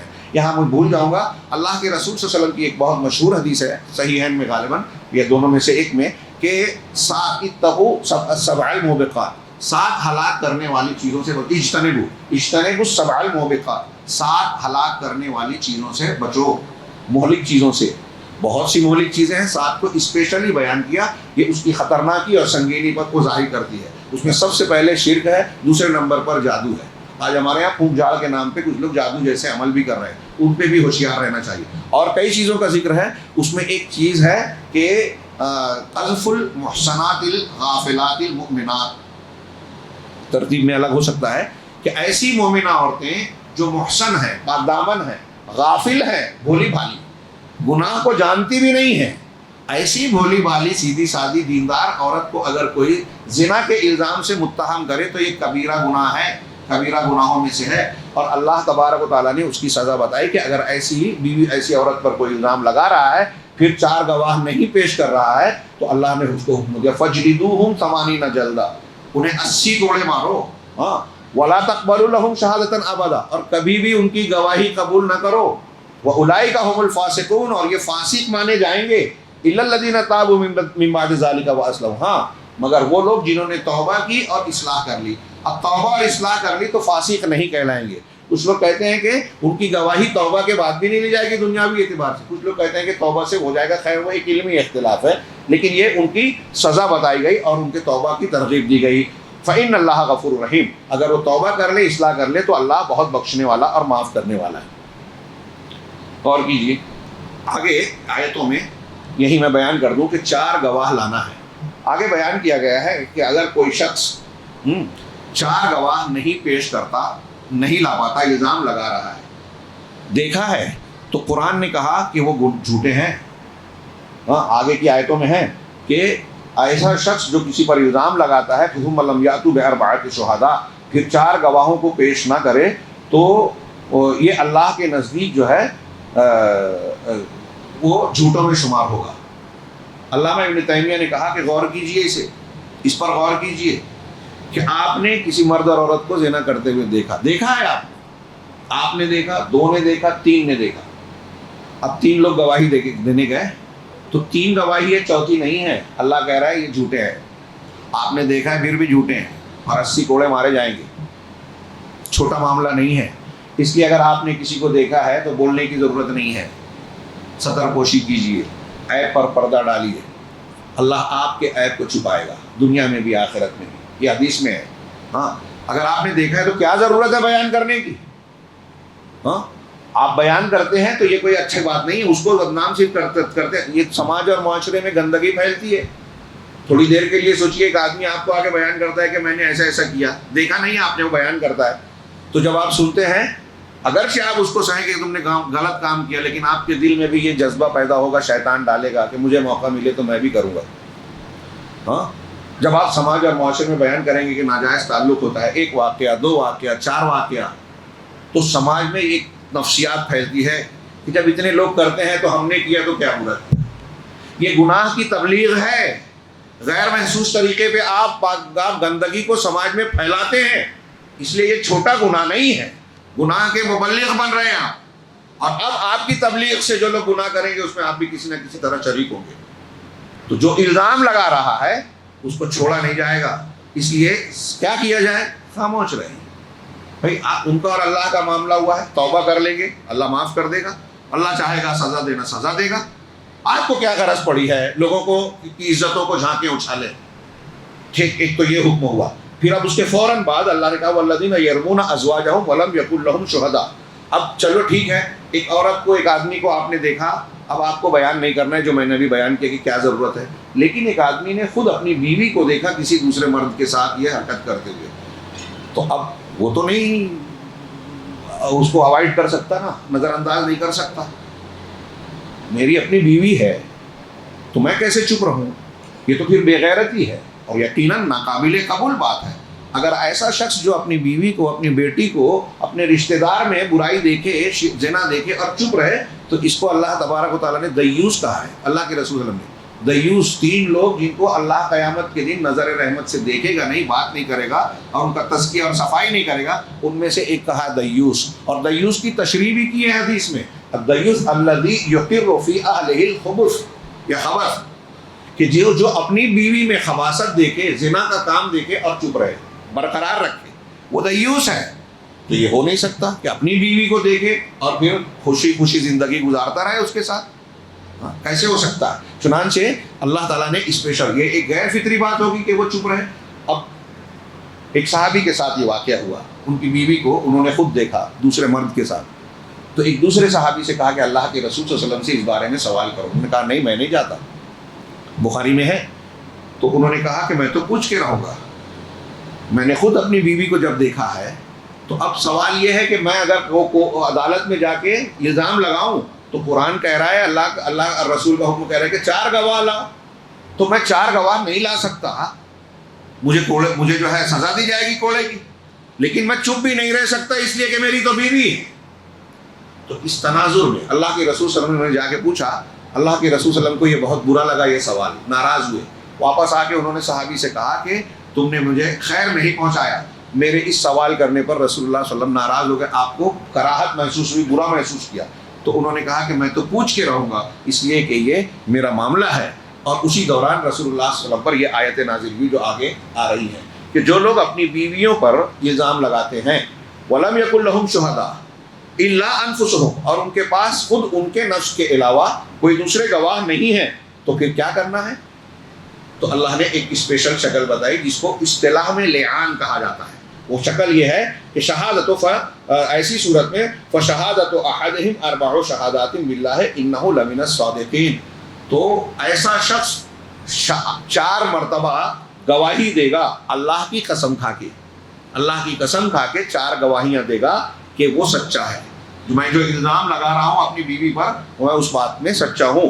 والخامسۃ، اور 5ویں مرتبہ قسم کھا کے کہے گا ان لعنت اللہ علیہ ان کان من الکاذبین، کہ اگر میں جھوٹا ہوں، اگر وہ جھوٹوں میں سے ہے تو اس پر اللہ کی لعنت، یعنی آدمی کہے گا کہ میں قسم کھا کے کہتا ہوں اگر میں جھوٹا ہوں تو اللہ کی لعنت ہو مجھ پر۔ یہ ایک دوسرے پر اس طرح سے لعان کا معاملہ، لعان لعنت سے ہی بنا ہے، ایک دوسرے پر لعنت کرنا۔ تو 4 مرتبہ قسم کھا کے کہے گا کہ میں الزام لگانے میں سچا ہوں، 5ویں مرتبہ کہے گا کہ اگر میں جھوٹا ہوں تو مجھ پر اللہ کی لعنت۔ اب اس نے الزام لگا دیا، اب عورت کی باری آئی، وہ اگر قسم نہیں کھاتی تو اس کو سزا دی جائے گی زنا کی، اور اگر وہ کہتی ہے کہ نہیں میں نے زنا نہیں کیا، انکار کرتی ہے، تو عذاب سے بچنے کے لیے اب اس کو کیا کرنا ہے؟ عذاب اس سے ہٹایا جائے گا اگر وہ 4 گواہی اللہ کی قسم کھا کے یہ دیتی ہے کہ وہ عورت جو ہے وہ سچی ہے اور وہ مرد جو الزام لگا رہا ہے اس کا شوہر وہ جھوٹوں میں سے ہے، وہ یہ قسم کھا کے بولے گی۔ والخامسۃ، اور 5ویں مرتبہ وہ کہے گی ان غضب اللہ علیہ ان کان من الصادقین، کہ اگر وہ مرد سچا ہے اپنا الزام لگانے میں، میرا شوہر سچ الزام لگا رہا ہے تو مجھ پر اللہ کا غضب ہو، لعنت نہیں، غضب یا اور شدت، کہ رحمت سے دوری کے ساتھ ساتھ اللہ کی ناراضگی یعنی عذاب والا معاملہ۔ ہاں، یہ معاملہ جب ہوا، یہ آیت نازل ہوئی تو اللہ کے رسول صلی اللہ علیہ وسلم نے اس صحابی کو اور اس عورت کو بلایا، ان کی بیوی کو، اور یہ کہا کہ اللہ کا یہ حکم ہے۔ انہوں نے 4 مرتبہ قسم کھائی، 5ویں مرتبہ یہ کہہ دیا جو قرآن میں بیان کیا کہ اگر میں جھوٹا ہوں تو اللہ کی لعنت۔ اب جب عورت کی باری آئی تو وہ کہنے لگی تو اللہ کے رسول نے روکا صلی اللہ علیہ وسلم کہ دیکھو یہ تو طے ہے کہ تم میں سے ایک جھوٹا ہے، میں تمہیں تلقین کرتا ہوں کہ اللہ سے ڈریں، اور جو جھوٹا ہے وہ اعتراف کر لے، سچ کو مان لے۔ لیکن اس خاتون نے کہا کہ نہیں، میں جو ہے قسم کھاؤں گی، تو اس نے 4 مرتبہ قسم کی، اور اس کے بعد جو ہے یہ کہ اللہ کا عذاب غضب مجھ پر ہو، 5ویں مرتبہ یہ جملہ کہا اگر وہ سچا ہو، تو پھر دونوں میں ہمیشہ کے لیے علیحدگی کر دی گئی۔ لعان کا یہ طریقہ ہے کہ اب اس کو سزا تو نہیں ملے گی، معاملہ اللہ کے حوالے، ہاں ظاہری طور پر فیصلہ نہیں کیا جا سکتا، لیکن دونوں کو، میاں بیوی کو، چونکہ وہ قسم کھا کے کہہ رہا ہے تو اس کی باتیں سچ مانی جائے گی، یہ قسم کھا کے کہہ رہے ہیں تو یہ بھی سچی ظاہر ہو رہی ہے، لہذا دونوں کے لیے ہمیشگی کے لیے الگ کر دیا جائے گا۔ ہاں، اور پھر آگے بھی روایت میں ہے کہ اللہ کے رسول نے اس کے جب بچے کی ولادت ہوئی تو اس کی مشابہت اس مرد کی تھی جو زنا کا جس پر الزام تھا۔ اللہ کے رسول نے کہا کہ اگر بغیر اسلامی گواہی کے کسی کو سزا دینا جائز ہوتا، صحیح ہوتا، تو میں اس عورت کو سزا دیتا۔ بہرحال اللہ کے نبی یہ لعان کا خصوصی حکم اس سلسلے میں وارد ہوا۔ دوسرا معاملہ اس سورہ مبارکہ میں حضرت عائشہ صدیقہ ام المومنین، حضرت عائشہ صدیقہ کو عفق اور جھوٹے الزام سے پاک دامن بتایا گیا۔ 10 آیتیں، اس کے بعد کی جو آیتیں ہیں ان الذین جاؤوا بالعفک عصبۃ منکم، ہاں کہ جو لوگ عفق لائیں، عفق کے معنی معاملے کو پلٹ دینا، اس کا ترجمہ تہمت الزام کا کیا جاتا ہے۔ جن لوگوں نے ام المومنین حضرت عائشہ صدیقہ پر الزام لگایا انہوں نے حقیقت کو پلٹ دیا تھا کہ جس ذات کی عزت و احترام کرنا چاہیے اس کو جو ہے رسوا کرنے کی، بدنام کرنے کی، بے عزت کرنے کی کوشش کی گئی۔ یہ واقعہ کیا ہوا تھا؟ حضرت عائشہ کی براءت کا، بخاری میں، مسلم میں بہت لمبی حدیث ہے، ہاں، اور اسے پڑھنا چاہیے، اس میں بڑے دروس و سبق ہے، عبرت کا سامان ہے۔ اللہ اس کا واقعہ یہ ہوا کہ غزوہ بنی مصطلق، آیت پردہ نازل ہو چکی تھی۔ غزوہ بنی مصطلق جس کو غزوہ مریسی بھی کہتے ہیں، اس سے رسول اللہ صلی اللہ علیہ وسلم لشکر کے ساتھ لوٹ رہے تھے، اور آپ کی عادت مبارکہ تھی کہ جب آپ سفر پہ جاتے تو اپنی بیویوں میں سے قرآن اندازی کرتے، جس کا نام نکلتا اسے اپنے ساتھ سفر میں لے جاتے۔ اس سفر میں ام المومنین حضرت عائشہ کا نام نکلا تھا، آپ ساتھ تھی۔ واپسی میں جب ایک جگہ مدینہ سے کچھ فاصلے پر ایک جگہ پڑاؤ ڈالا لشکر نے، تو اس مقام پر ام المومنین قضائے حاجت کے لیے تشریف لے گئی، اور جب وہاں گئی اسی درمیان ان کا ہار گر گیا، کہیں ہار تلاش کرنے لگی۔ اس درمیان جو لشکر تھا وہ اپنی جگہ سے کوچ کرنے لگا، کوچ کیا تو ان کا ہودج، اونٹ کے اوپر جو سواری رکھی جاتی ہے عورتیں جس میں بیٹھتی ہیں، اس کو ہودج کہتے ہیں، ان کے ہودج میں وہ نہیں تھی، لیکن اٹھانے والوں کو، چونکہ ان کا حضرت عائشہ کہتی ہے کہ میرا وزن اس وقت بہت زیادہ نہیں تھا، تو اٹھانے والوں کو یہ نہیں لگا کہ میں اس کے اندر موجود نہیں ہوں، انہوں نے اونٹ پر رکھا، باندھا، اور سب لوگ نکل گئے۔ ام المومنین نے ہار ڈھونڈنے کے بعد جب واپسی کی اور اپنے مقام پر پہنچی تو دیکھا کہ لشکر تو جا چکا ہے، چنانچہ وہ وہیں ایک پتھر پر نیند دراز ہو گئی، بیٹھ گئی یا لیٹ گئی، اور انتظار کرنے لگی کہ جب ان کو معلوم پڑے گا کہ میں ان کے ساتھ نہیں ہوں تو واپس آئیں گے۔ اسی درمیان حضرت صفوان ابن معطل رضی اللہ تعالیٰ عنہ ایک صحابی ہیں، ان کی ایک ذمہ داری تھی کہ اگر کوئی فوج لشکر پڑاؤ کرنے کے بعد اٹھ کر چاہتا ہے تو وہ پیچھے رک جائیں اور دیکھیں، پورے علاقے کا، پورے حصے کا جائزہ لیں، کسی کا کوئی سامان اگر چھوٹ گیا ہو تو وہ اس کو سنبھال لیں۔ اب وہ ڈھونڈتے ڈھونڈتے جب ان کی نظر ام المومنین پر پڑی تو وہ کہتے ہیں کہ میں نے پردے کی آیت نازل ہونے سے پہلے آپ کو دیکھا تھا، اس لیے پہچان گیا کہ یہ ام المومنین ہے، اور میں قریب پہنچ کر انا للہ جیسی نظر پڑی، میں نے انا للہ و انا الیہ راجعون پڑھا۔ یہ سن کر حضرت عائشہ بھی متوجہ ہو گئی۔ حضرت صفوان اپنا اونٹ لاتے ہیں، ان کے سامنے بٹھاتے ہیں اور کہتے ہیں کہ سوار ہو جائیے، اس پر وہ بیٹھ گئے۔ ام المومنین سوار ہیں اور وہ نکیل سواری کی نکیل پکڑ کر آگے آگے چل رہے ہیں۔ اسی شکل میں لشکر کے لوگوں تک قریب جب پہنچے تو لوگوں نے دیکھا کہ حضرت عائشہ اس طرح سواری پر آ رہی ہیں اور ساتھ میں حضرت صفوان بن معطل ہیں۔ منافقین کو یہ موقع بڑا بھلا معلوم ہوا کہ اللہ کے رسول صلی اللہ علیہ وسلم اور آپ کی زوجہ مطہرہ کو بدنام کریں، موقع ملا۔ چنانچہ رأس المنافقین عبداللہ بن ابی بن سلول نے یہ الزام لگا دیا کہ یہ تنہائی میں حضرت عائشہ تھی اور یہ صفوان بن معطل، ضرور ان کے درمیان کوئی معاملہ ہے، اور مرد عورت پر الزام لگا دیا ہے۔ چنانچہ حضرت عائشہ اور یہ لوگ بے خبر تھے، تو منافقین میں یہ بات پھیلی، ایک دوسرے کو فارورڈ کرنے لگے، آج کی زبان میں ایک دوسرے کو بیان کرنے لگے، قرآن میں اس کا ذکر ہے۔ اور اس بلا اور مصیبت میں، امتحان کی حالت میں، کچھ سچے مسلمان بھی شامل ہو گئے، جس میں 3 نام مشہور ہیں کہ حضرت حسان رضی اللہ تعالیٰ عنہ، حسان بن ثابت، اور حضرت مصطح بن اساسہ جو حضرت ابو بکر صدیق کے خالہ زاد بھائی تھے، اور تیسرے حضرت زینب بنت جحش، اللہ کے رسول صلی اللہ علیہ وسلم کی جو ایک زوجہ ہیں، ان کی سگی بہن حضرت حمنہ بنت جحش، ان لوگوں کا نام بھی آیا اور بعد میں ان کو سزا بھی دی گئی۔ تو اللہ یہ لوگ بھی شامل ہو گئے۔ تو ان لوگوں کا جب یہ معاملہ چلا، یہ الزام تقریباً مہینہ بھر چلتا رہا، حضرت عائشہ کو کافی دنوں تک خبر نہیں ہوئی۔ ہاں، اس درمیان اللہ کے نبی صلی اللہ علیہ وسلم کو جب یہ الزام لگا تو آپ نے فوراً فیصلہ نہیں کیا۔ غور کرنے کی بات ہے، آپ کی بیوی پر، آپ کے کسی قریبی پر کوئی آ کے الزام لگائے تو فوراً آپ اس کو مان لیں، ایسا نہیں۔ ہاں، آپ نے تحقیق شروع کی، حضرت بریرہ سے سوال کیا، ہاں، حضرت عائشہ سے پوچھا، حضرت حضرت علی سے پوچھا، دوسرے لوگوں سے سوال کیا، معلومات لی، ہاں، خود حضرت عائشہ صدیقہ کے پاس گئی۔ حضرت عائشہ کہتی ہیں کہ میں اس سے بے خبر تھی کہ ایک دن قضائے حاجت کے لیے مصطح کی والدہ کے ساتھ میں نکلی تو ان کو کہیں ٹھوکر لگی اور اس نے کہا کہ مصطح کا برا ہو۔ حضرت عائشہ کہتے ہیں کہ اپنے بیٹے کو بد دعا دے رہی ہو؟ کہا تمہیں نہیں پتا کہ میرے بیٹے نے کیا حرکت کی ہے؟ کہا کیا حرکت کی ہے؟ کہا تمہارے اوپر الزام لگانے والوں میں شامل ہے۔ حضرت عائشہ کہتی ہے کہ مجھے اچانک یہ جب بات معلوم ہوئی تو میرے لیے تو زمین بدل گئی، اور اس کے بعد میں گھر آ کے پوچھتی ہوں، معلوم کرتی ہوں، تو کہا کہ میرے بارے میں یہ باتیں چل رہی ہیں۔ میں رونا شروع کی اور روتی رہی، اللہ کے رسول صلی اللہ علیہ وسلم سے اجازت لی کہ میں اپنے والدین کے گھر جانا چاہتی ہوں، کہا اپنے گھر چلی گئی اور اللہ سے دعا کرتی رہی، اور میری اس دن سے نزول برات تک میری آنکھ نے نیند کا سرما بھی نہیں لگایا۔ ایک شریف النفس اور انتہائی اعلیٰ مقام کی خاتون پر اس طرح الزام لگے اور سماج میں گشت کرے، اس کی کیا حالت ہوگی؟ ام المومنین نے اپنی حالت یہی بیان کی کہ بہت برا حال تھا۔ پھر ایک دن ایسا ہوا، یہ لمبا واقعہ گزر تفصیل سے قطع نظر، اللہ کے رسول صلی اللہ علیہ وسلم تشریف لائے اور آپ سے جو ہے حضرت بکر صدیق، ام رومان جو حضرت عائشہ کی والدہ ہیں اور حضرت عائشہ موجود تھی، ہاں، ان کو مخاطب کیا اور نصیحت کی کہ اگر تم نے غلطی کی ہے تو اللہ سے معافی اور توبہ مانگ لو، اور اگر نہیں ہے تو ایسا کرو، تو جب اللہ کے رسول نے کہا تو حضرت عائشہ نے اپنے والد سے کہا کہ آپ جواب دیجئے. کہا میں کیا کہوں. والدہ سے کہا, پھر آخر میں آپ ہی نے کہا, اور پھر بڑی بہترین میں آپ کو اور ہماری ماؤں بہنوں سے کہوں گا کہ ام المومنین کی وہ باتیں ضرور سنیں. بڑی پیاری علمی اور گہری باتیں کہ میں اگر جانتی ہوں کہ آج اگر میں سچ بولوں اور اللہ کی قسم میں سچی ہوں اور میں اس گناہ سے پاک ہوں تو تم لوگ مجھ پر اعتماد نہیں کرو گے. ہاں میں جانتی ہوں, لیکن اگر میں جھوٹ بولوں اور اس گناہ کا اعتراف کروں جو میں نے کیا ہی نہیں ہے تو تم لوگ سچ مان لو گے. میری حالت حضرت یوسف علیہ السلام کے والد ہی کی طرح ہے, جنہوں نے اپنے دکھ کی حالت میں کہا تھا واللہ المستعان علی ما تصفون, کہ میں اللہ ہی سے جو تم بیان کر رہے ہو اس معاملے میں اللہ رب العالمین سے ہی مدد مانگتا ہوں, وہی مستعان ہے میرا, اور اللہ کی قسم میں بے گناہ ہوں. اس طرح کی کہہ رہے ہیں کہ میں نے یہ باتیں کہی, اور ابھی یہی کیفیت تھی کہ رسول اللہ صلی اللہ علیہ وسلم کی حالت تبدیل ہو گئی جو آپ پر نزول وحی کی حالت میں ہوتی تھی.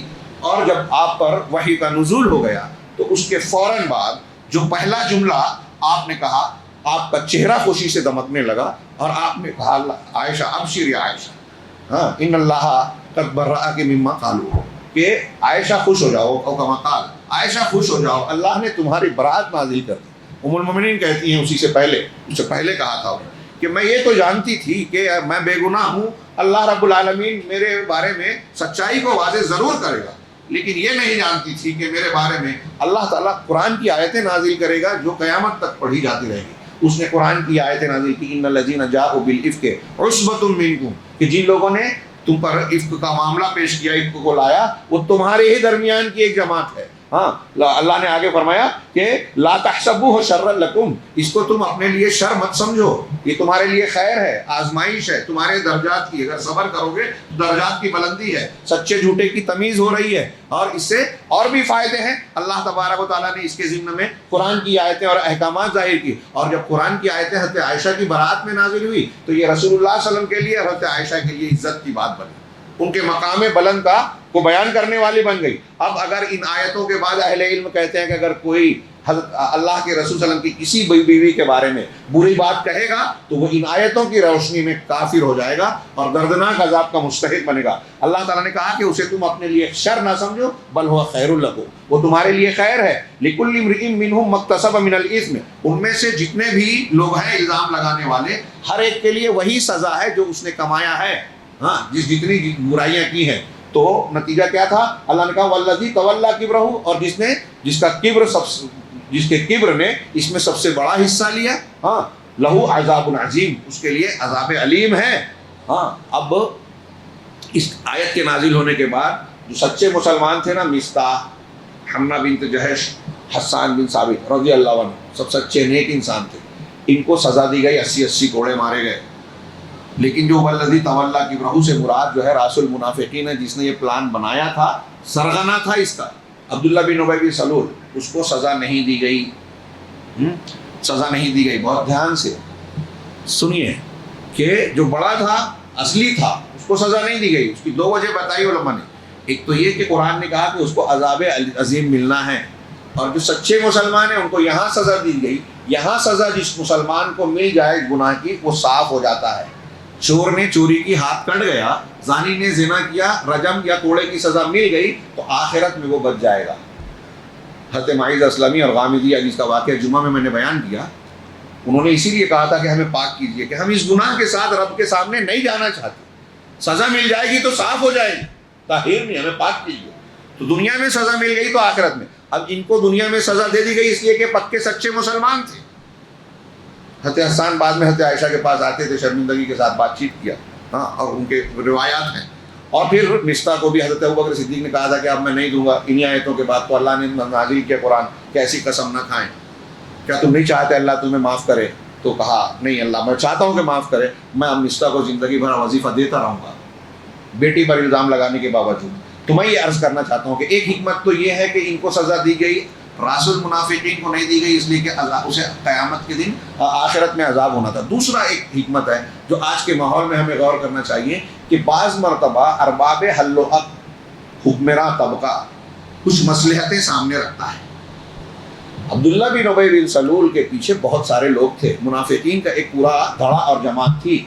اس کے ساتھ کوئی بدسلوکی یا کچھ معاملہ ہوتا تو بعض انصار صحابہ کا کہنا تھا کہ اس کے موافقین کھڑے ہو جاتے، ناراض ہو جاتے، ان کے اندر ایک قسم کی بے چینی پائی جاتی. تو اس حکمت و مصلحت کا بھی تقاضا تھا کہ اسے چھوڑ دیا جائے. اب ہمارے یہاں آج کے زمانے میں اگر مسجد کے ذمہ داران، جماعت کے ذمہ داران، ہمارے سیاسی لیڈران کوئی جائز مصلحت کی بنیاد پر بھی کوئی فیصلہ کرتے ہیں تو ہمارے یہاں لوگ جو ہے کھڑے ہو کر ان کے سر عام جو ہے تنقیدیں شروع کر دیتے ہیں. یہ چیزیں سمجھنا چاہیے. اور اقتدار اور حکومت کی کچھ باتیں ایسی ہوتی ہیں جو ہماری سمجھ میں نہیں آتی، اس کے پیچھے کیا حکمتیں ہیں، مصلحتیں ہیں، ہمیں نہیں معلوم ہے.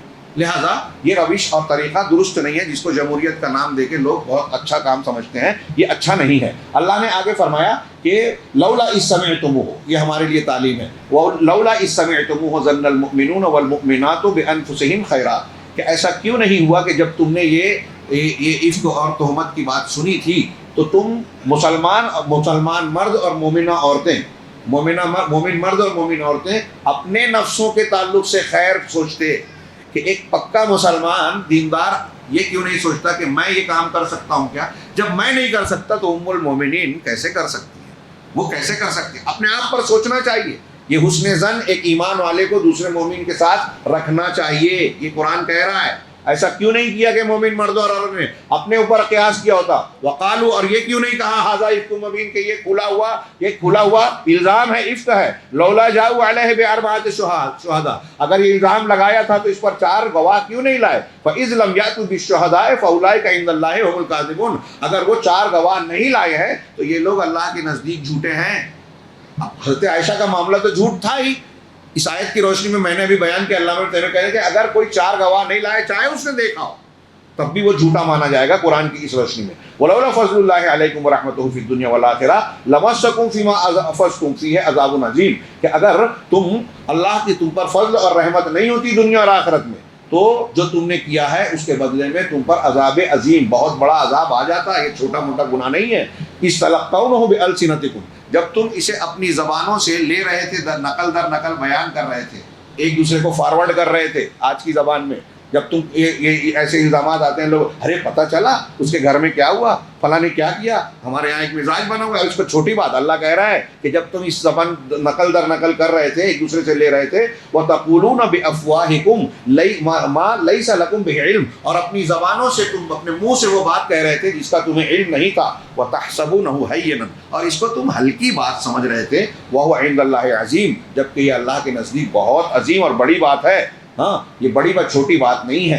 وَلَوْلَا إِذْ سَمِعْتُمُوهُ قُلْتُمْ مَا يَكُونُ لَنَا أَن نَّتَكَلَّمَ بِهَذَا، یہ ایک صحابی نے کہا تھا، غالباً ابو ایوب کو کسی نے کہا تو انہوں نے یہ جملہ کہا تھا. قرآن نے یہی کہا کہ ایسا کیوں نہیں ہوا کہ جب تم نے اسے سنا تو تم یہ کہتے کہ ما يكون لنا ان نتكلم به، ہمارے لیے جائز نہیں ہے کہ ہم اس کو بولیں.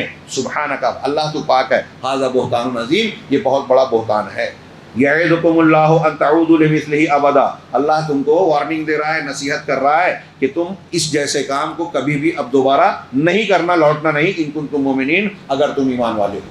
یہ حضرت ام المومنین رضی اللہ ام المومنین کے الزام سے متعلق ان کی براءت کا نزول اور اس سے متعلق کچھ احکامات، اور اس میں آگے ایک حکم عموماً دیا جا رہا ہے. اللہ نے فرمایا ان الذین یحبون ان تشیع الفاحشۃ فی الذین آمنوا لہم عذاب علیم فی الدنیا والآخرہ. اس آیت کو بھی بہت غور سے سنیں اور سمجھیں. بہت ہی مختصر کہوں گا کہ اللہ نے کہا کہ جو لوگ یہ پسند کرتے ہیں، یحبون، کرتے نہیں ہیں، پسند کرتے ہیں، جو پسند کرتے ہیں کہ مسلمانوں میں، ایمان والوں کے درمیان فاحشہ، بے حیائی، فاحشہ بڑے گناہ کو بھی کہتے ہیں، فاحشہ کا ترجمہ بے حیائی بھی کرتے ہیں. تو یہاں فاحشہ کسے کہا گیا؟ علماء اور مفسرین نے کہا کہ اس آیت میں فاحشہ سے مراد ہے زنا کی خبر.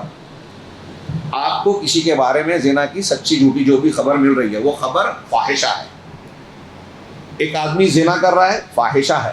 ایک مرد سے، ایک عورت سے تعلق قائم کر رہی ہے، جنسی، فاحشہ. ایک مرد نامحرم رشتے سے، یہ سب قرآن کی آیت کی روشنی میں کہہ رہا ہوں، قرآن نے اس کو فاحشہ کہا ہے. لا تقربوا الزنا انہ کان فاحشۃ وساء سبیلا، یہ آیت کی روشنی میں کہہ رہا ہوں. اور اسی طرح اگر کوئی آدمی اپنے محرم رشتہ دار سے شادی کرتا ہے، باپ کی بیوہ ہے، ماں سے شادی کر لی، بہن سے شادی کر لی، بیوی موجود ہے اور بیوی کے ہوتے ہوئے سالی سے شادی کر رہا ہے، سگی بہن سے، اس کی حرام ہے، یہ بھی فاحشہ ہے۔ یہاں اللہ تعالیٰ کہہ رہا ہے کہ جو لوگ یہ پسند کرتے ہیں کہ ایمان والوں کے درمیان زنا کی خبر پھیلے، ہاں، لہم فی الدنیا لہم عذاب علیم فی الدنیا والآخرت، دنیا اور آخرت میں ان کے لیے دردناک عذاب ہے، دنیا میں بھی آخرت میں بھی۔ کون لوگوں کے لیے؟ جو بے حیائی کی خبر پھیلانے کو پسند کرتے ہیں۔ علامہ ابن تیمیہ نے اس پر زور دے کر وضاحت کی، دھیان دیجئے، وہ کہتے ہیں کہ دیکھیے قرآن میں اللہ کیا کہہ رہا ہے، جو لوگ پسند کرتے ہیں، کرتے ہیں نہیں کہا، جو پسند مطلب آپ خود نہیں پھیلا رہے ہیں، فارورڈ نہیں کر رہے ہیں، لیکن آپ کو ایسی کوئی خبر کا پھیلایا جانا پسند ہے تو دردناک عذاب ہے۔ صرف پسند ہے تو دردناک عذاب، اور جو پھیلا رہا ہے وہ تو اس سے بڑا مجرم ہوا نا، اس کو اس سے بڑا عذاب ہوگا۔ ہمارے درمیان لوگ ان چیزوں کو بہت کم سمجھتے ہیں۔ اللہ تبارک و تعالیٰ نے اسی لیے آگے اس کا ذکر کرنے کے بعد کہا ہے کہ شیطان کے نقش قدم کی پیروی مت کرو۔ شیطان کے نقش قدم کی پیروی کرو گے تو قرآن نے کہا کہ وہ تمہیں بے حیائی کی اور منکر باتوں کی طرف لے جائے گا، بے حیائی اور منکر باتوں کا حکم دیتا ہے۔ اب اس کے بعد اللہ تبارک و تعالیٰ نے سماج اور معاشرے کو بے حیائی، زنا، بدکاری اور گندگی سے بچنے کے لیے جو احکامات بیان کیے ہیں ان کو ہماری کتاب میں بہت شارٹ میں نقطے کے اعتبار سے نقل کر دیا ہے اور بات کو سمیٹ دیا ہے۔ اس میں کیا کیا وسائل ہیں کہ آپ اور ہم اپنے سماج کو پاکیزہ رکھنے کے لیے، زنا، بدکاری، بے حیائی سے بچانے کے لیے کیا کیا اقدامات کریں، کون سے احکامات پر عمل کریں۔ تو اس سورہ مبارکہ میں جو بیان کیا گیا ہے اس میں یہ ہے، نمبر 1 یہ ہے کہ فاحشہ کی اشاعت نہ کریں، جو میں نے ابھی آیت پڑھی کہ بری باتوں کی خبر کو پھیلائے نہیں، اس کو فارورڈ نہ کریں۔ ہاں، اگر کوئی برا واقعہ ہو بھی رہا ہے تو لوگوں میں بیان نہ کریں۔ ہاں، نہیں ہو رہا ہے تو جھوٹ بیان کرنے کے، جو آپ کو علم نہیں ہے وہ بیان کرنا تو اور زیادہ بڑا گناہ ہے۔ دوسرا حکم یہ ایک ہے کہ آپ ایسا کریں، یہ ایک روک لگے گی برائی کو پھیلانے میں۔ دوسرے نمبر پر الامر بغض البصر للرجال والنساء، اس سورہ مبارکہ میں یہ کہا گیا ہے کہ مرد اور عورت، مسلمان مرد اور مسلمان عورتیں یہ آنکھوں کو پست رکھیں، اپنی نگاہوں کو کنٹرول میں رکھیں۔ چنانچہ اللہ نے اسپیشلی دونوں کو الگ الگ کہا۔ قرآن میں کوئی بھی حکم آپ دیکھیں، مردوں کو یا عورتوں کو دیا گیا اس میں دونوں آ جاتے ہیں، لیکن یہاں دونوں کو الگ الگ کہا گیا۔ جیسے مذاق اڑانے کے معاملے میں کیا کہا کہ قل للمؤمنین یغضوا من ابصارہم ویحفظوا فروجہم، مسلمان مردوں سے کہہ دو کہ اپنی نگاہوں کو کچھ پست رکھیں۔ من کہا یغضوا من ابصارہم، نگاہوں کو پورا اگر نیچے جھکا کے آپ چل رہے ہیں تو آپ ٹھوکر کھا جائیں گے، کھڈا گڑھا آ جائے، گر جائیں گے۔ کچھ یعنی جو ناجائز ہے نا اس کو کنٹرول میں رکھیں۔ راستہ وغیرہ دیکھیں گے، گاڑیاں دیکھیں گے، بغیر گاڑی دیکھے آپ کہیں گے کہ اب سگنل کا قانون ہے راستہ پار کرنے کے لیے، اللہ کہہ رہا ہے نیچے نظر کرو، ادھر ادھر مت دیکھو، تو اب گاڑی آ رہی ہے میں نہیں دیکھوں گا، یہ مطلب نہیں ہے۔ کچھ نگاہوں کو پست رکھیں، وَيَحْفَظُوا فُرُوجَهُمْ، اور اپنی شرمگاہ کی حفاظت کریں۔ ہاں دیکھیے، شرمگاہ کی حفاظت کا پہلا قدم یہ ہے کہ نظر کو کنٹرول میں رکھیں۔ ہاں، علماء نے ایسے اقوال اور اشعار بیان کیے ہیں کہ پہلے نظر ہوتی ہے، اولاً تکون نظرتاً، ہاں، ثم خطوۃً ثم خطیہ، پہلے نظر ہوتی ہے، پھر قدم بڑھتا ہے، پھر خطیہ ہوتی ہے۔ تو یہ نظر زنا کے اسباب میں سے ہے، اسی لیے اللہ نے قرآن میں کہا لا تقربوا الزنا، زنا کے قریب نہ جاؤ، زنا نہ کرو یہ نہیں کہا، قریب نہ جاؤ۔ قریب جانا کیا ہے کہ زنا کے مقدمات اور اسباب کو اختیار کرنا، بے پردگی، غلط نگاہ، اجنبیوں سے اختلاط، ہاں، یا اس طرح کی کوئی حرکت یا کوئی چیز دیکھنا، سننا، گندی فلمیں، گندے گانے، برے اشعار، جس سے آدمی کے اندر زنا کے جذبات پروان چڑھیں، ہیجان پیدا ہو، ایسی چیزوں سے بچائیے، مقدمات زنا ہیں، زنا کی طرف لے جانے والے۔ تو اللہ نے مردوں سے کہا کہ اپنی نگاہوں کو پست رکھیں اور شرمگاہوں کی حفاظت کریں، ذالک ازکیٰ لہم، ہاں ہاں، یہ ان کے لیے زیادہ پاکیزگی کا اور صفائی کا باعث ہے۔ ان اللہ خبیر بما یصنعون، وہ جو کر رہے ہیں اللہ اس سے خوب باخبر ہے، کوئی چیز چھپی ہوئی نہیں ہے۔ آپ نگاہوں کو دباتے ہیں یا آوارہ کرتے ہیں، دیکھتے ہیں۔ اللہ کے رسول صلی اللہ علیہ وسلم کی ایک حدیث ہے، لا تتبع النظر بالنظر، نظر کے پیچھے نظر نہ ڈالو۔ اس کے تناظر میں علماء نے ایک بیان کیا کہ پہلی نظر اگر آپ کی پڑ جائے، جیسے آپ نگاہ پس رکھ کے چل رہے ہیں، راستہ چل رہے ہیں، ادھر ادھر دیکھ رہے ہیں، اب کوئی خاتون آ گئی، کوئی خاتون کے سامنے کوئی مرد آ گیا، تو اس پہ پہلی نظر پڑ گئی، تو پہلی نظر پڑ گئی تو اللہ نے کہا فَإِنَّ لَكَ النَّظْرَةَ الْأُولَىٰ وَلَيْسَ لَكَ النَّظْرَةُ الثَّانِيَةُ، پہلی نظر جائز ہے، ہٹا لیا اب آپ نے، دوسری نظر ڈالنا ناجائز ہے. تو ہمارے کچھ دل پھینک نوجوان قرآن حدیث میں بھی مذاق کرتے ہیں، نہیں کرنا چاہیے. وہ کہتے ہیں ایک آدمی نے کہا کہ ہمارے ایک دوست نے نظر ڈالی، ایک لڑکی پر نظر پڑی، تو اس نے کہا کہ ہٹا لو نظر. کہا اللہ کے رسول نے پہلی کی اجازت دی ہے، میری پہلی چل رہی ہے، دوسری ابھی نہیں آئی، یہ جائز والی چل رہی ہے. کیا یہ صحیح ہے؟ یہ حدیث دوسری ہے، حدیث کو سمجھے نہیں. اللہ کے رسول نے کہا کہ نظر کے پیچھے نظر نہ ڈالو. آپ نے نظر ڈالی پہلی، روکی دوسری ہو گئی. حدیث میں جو لفظ ہے اسی کے مطابق ہے یہ معنی، یہ میں اپنی طرف سے نہیں کہہ رہا ہوں. اللہ کا لا تتبعی نظر، نظر کے پیچھے نہ ڈالو نظر کو. مطلب ایک نظر پڑی اور اس پہ آپ نے روک دیا تو نظر کے پیچھے نظر ہو گئی، آپ کو ہٹا لینا چاہیے. تو مردوں کو یہ حکم ہے. پھر فوراً اللہ نے عورتوں کو بھی عورتوں کے بارے میں کہا وَقُلْ لِلْمُؤْمِنَاتِ يَغْضُضْنَ مِنْ أَبْصَارِهِنَّ وَيَحْفَظْنَ فُرُوجَهُنَّ، اور مومنوں مومن عورتوں سے کہہ دو کہ وہ اپنی نگاہوں کو پست رکھیں اور اپنی شرمگاہوں کی حفاظت کریں. وَلَا يُبْدِينَ زِينَتَهُنَّ، اور اپنی زینت کو، زیب و زینت کو ظاہر نہ کرے، إِلَّا مَا ظَهَرَ، سوائے اس کے جو مجبوری میں ناچار ظاہر ہو جاتا ہے. جیسے اب کوئی سودا سلف لے دے کر رہی ہے، ایک عورت پیسہ دے رہی ہے دکاندار کو، تو اس کے ہاتھ کی مہندی، انگوٹھی یا کلائی کا کچھ حصہ ظاہر ہو گیا. ہاں، اگر کسی سے کوئی بات چیت کر رہی ہے، ڈاکٹر سے کسی معاملے میں، خرید و فروخت میں، بس اور ریل کے کرائے میں، تو نگاہیں پڑ جاتی ہے، آنکھیں دکھ جاتی ہے، آنکھوں کا سرما دکھ جاتا ہے. ایسی کوئی چیز ہے، کوئی چوڑی وغیرہ کی آواز آ جاتی ہے، تو یہ اس کے بس میں نہیں ہے. دیکھیے ہماری شریعت کتنی فطری ہے، جو چیز ہمارے اختیار کی نہیں ہے اس کی اجازت دی اللہ نے، الا ما ظہر، سوائے اس کے جو ظاہر ہو جائے. وَلْيَضْرِبْنَ بِخُمُرِهِنَّ عَلَى جِيُوبِهِنَّ، اور اپنے دوپٹوں کو، چادروں کو اپنے دامن پر ڈال لے میں، یہ عورتوں کو یہ حکم دیا گیا ہے. تو اب یہ دوسری چیز ہے کہ یہ احتیاط برتا جائے. حدیثوں میں ان چیزوں کو ہم غیر ضروری سمجھ کے کہتے ہیں کہ نہیں. ہمارے یہاں کچھ عورتیں کہتی ہیں جو بے پردہ ہوتی ہیں کہ پردہ آنکھ کا ہوتا ہے. اللہ اور رسول سے زیادہ سمجھتا ہے آپ. ہمارے گھروں میں اللہ کے رسول نے کہا دیور موت ہے، احتیاط برتنا چاہیے ہر نامحرم سے. لیکن ہمارے گھروں میں دوست ہے، فلاں وہ بہت بھروسے کا ہے، کوئی بات نہیں. جس کو اللہ اور رسول نے بھروسے والا نہیں بتایا، آپ کو بھروسہ ہے. یہ معاملہ ایسا نہیں ہے کہ ایک آدمی نیک ہے تو غلطی نہیں کرے گا. انسان ہے، نفس ہے، اس کے ساتھ شیطان ہے. احتیاط یہ ہے. سگے بھائی بہن کے بارے میں اللہ کے رسول نے کہا کہ اگر 10 سال کے ہو جائیں تو انہیں مسجد لے نہ جانے پہ مارو. 7 سال کی عمر میں مسجد لے جاؤ، 10 کے ہو جائیں تو مسجد نہ جانے پہ مارو، اور 10 سال کے ہو جائیں تو بستر الگ کر دو.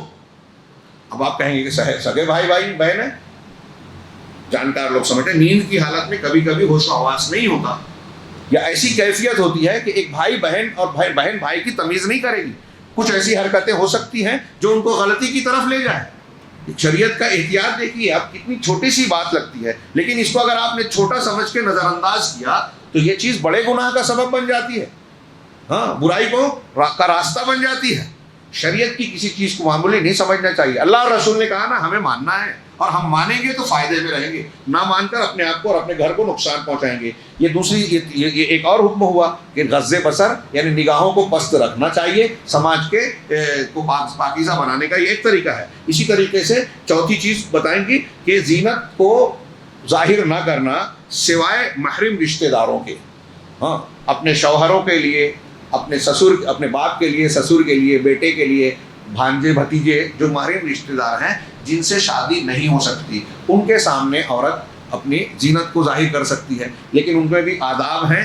شوہر کے لیے کچھ ایکسیپشن ہے، الگ ہے، ان کے لیے سب کچھ درست ہے. اور دوسرے بھائی بہن باپ ان کے سامنے ایک ادب اور دائرے میں رہتے ہوئے، ہاں، کہ ان کے سامنے چہرہ کھلا رکھا جا سکتا ہے. ان کی زیب و زینت ہے جو اختیار کر رکھا ہے ان کے سامنے ظاہر کی جا سکتی ہے، جن سے کوئی مسئلہ نہیں ہے برائی کا. چنانچہ یہ نامحرم کے لیے ہے، ہاں، محرم کے لیے ہے، نامحرم کے لیے نہیں. اسی طریقے سے کہا گیا ایک اور کہ سماج کو پاکیزہ بنانا ہے تو اسی سورہ میں اللہ نے حکم دیا ہے ان وعن کے نکاح، جو ہمارے نوجوان لڑکے اور لڑکیاں ہیں ان کا نکاح کر دیں، چاہے وہ فقیر ہوں.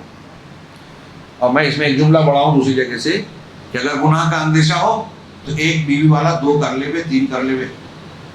اس کو غیر مسلموں کی طرح برا نہ سمجھیں. کہ اللہ اور رسول کی اجازت ہے، سماج کو بچانا ہے، بیواؤں کی مدد، مطلقاؤں کی مدد کا ذریعہ ہے، ان کے سہارے اور مسئلے کا حل ہے. ہاں سماج میں زنا کے پھیلنے سے روکنے کا ذریعہ ہے. ہاں ہماری جو عورتیں برا مانتی ہیں اس سے خود بیوہ ہو جائے یا ان کی بہن بیوہ ہو جائے تو کیا کرے گی؟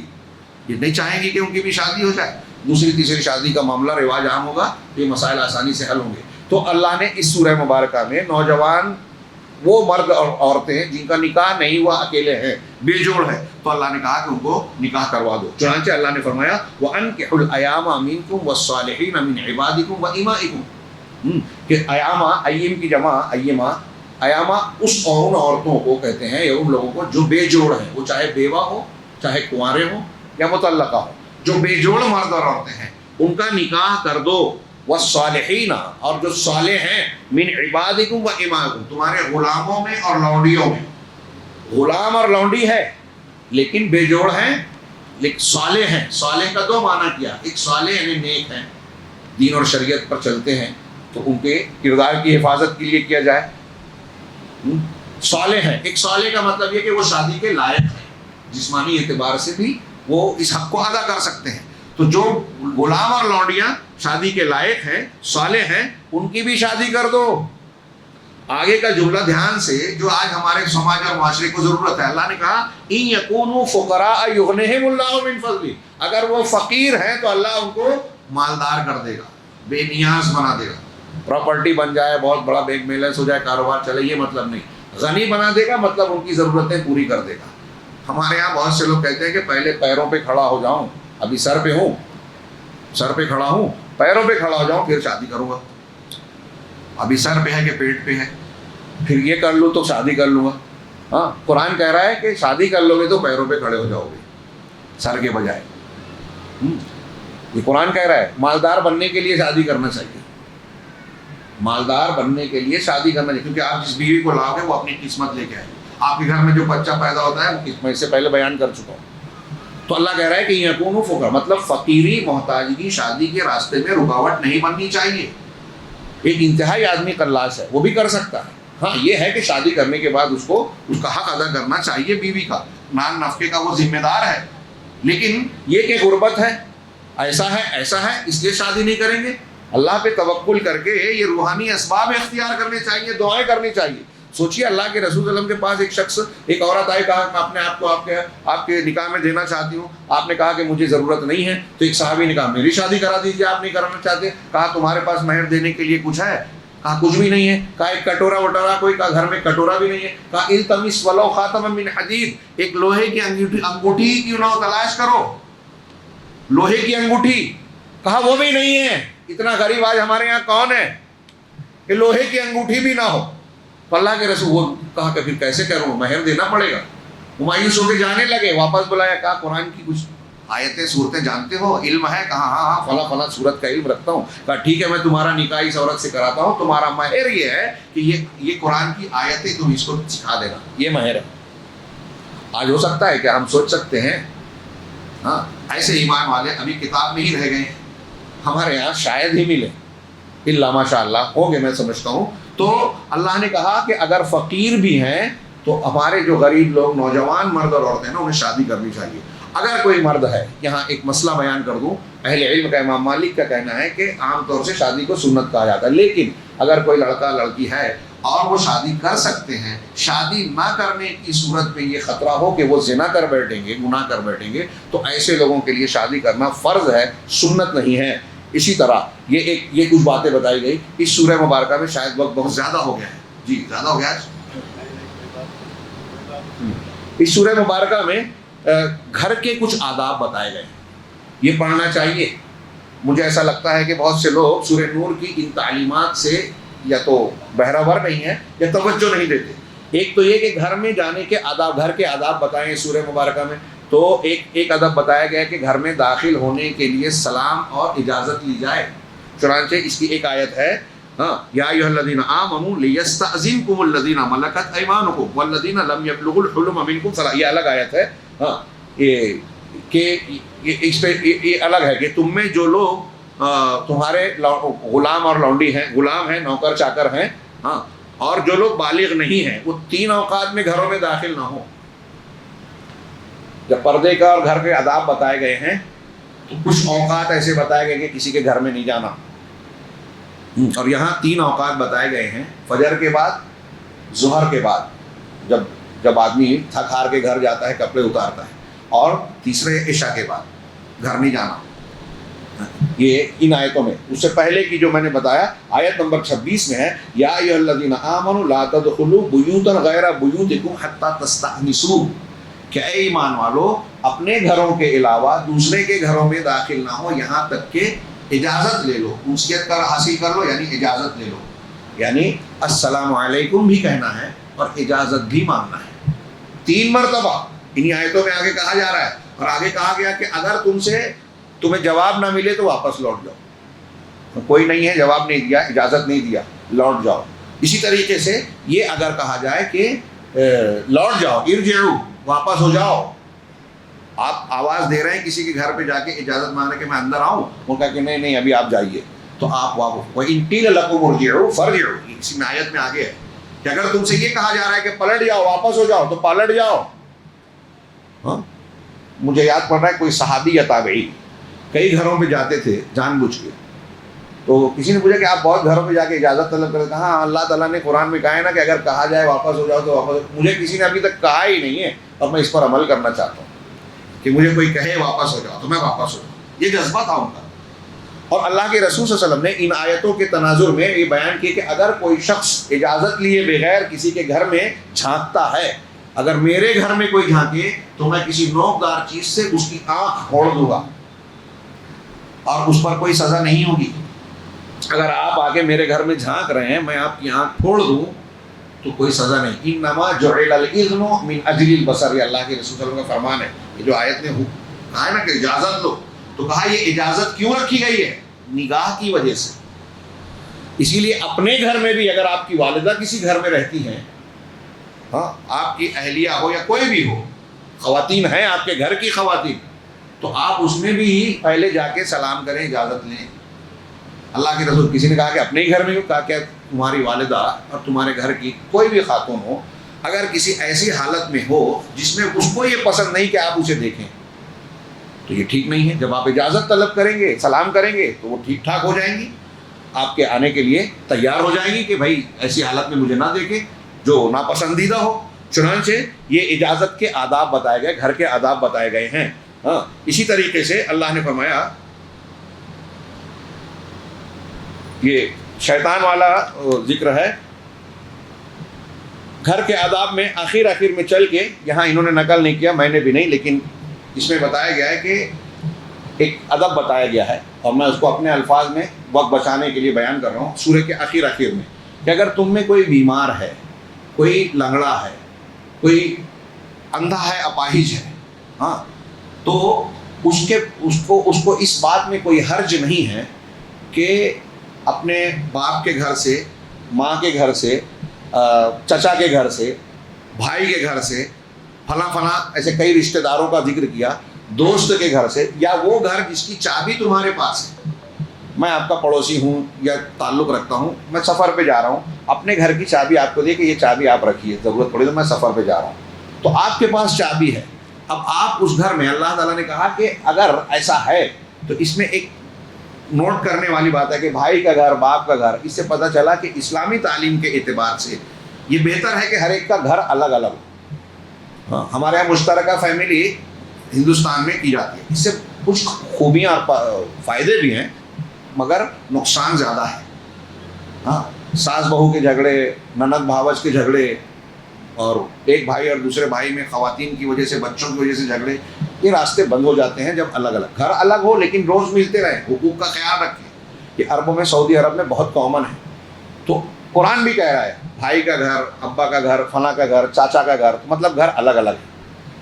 تو ان میں سے تم کھا سکتے ہو، چابی آپ کے پاس ہے یا آپ کے قریبی رشتہ دار کے ہیں، تو ایسی چیزیں جو کھانے پینے کی ہے اس میں استعمال کے لائق ہیں اور اس پر اس کو کوئی گرانی بوجھ نقصان نہیں ہوگا تو آپ استعمال کر سکتے ہیں. یہ قرآن نے آداب بتائے. ہاں، کوئی قیمتی چیز ہے اس نے چھپا کر سنبھال کر رکھا ہے اپنے خاص موقع کے لیے، تو اس سے نہیں گریز کرنا چاہیے. اہل علم نے یہ بیان کیا. ہاں، بعض اہل علم نے رکھا کہ اسی طریقے سے جب تم جاؤ تو یہ ایسے کھا سکتے ہیں.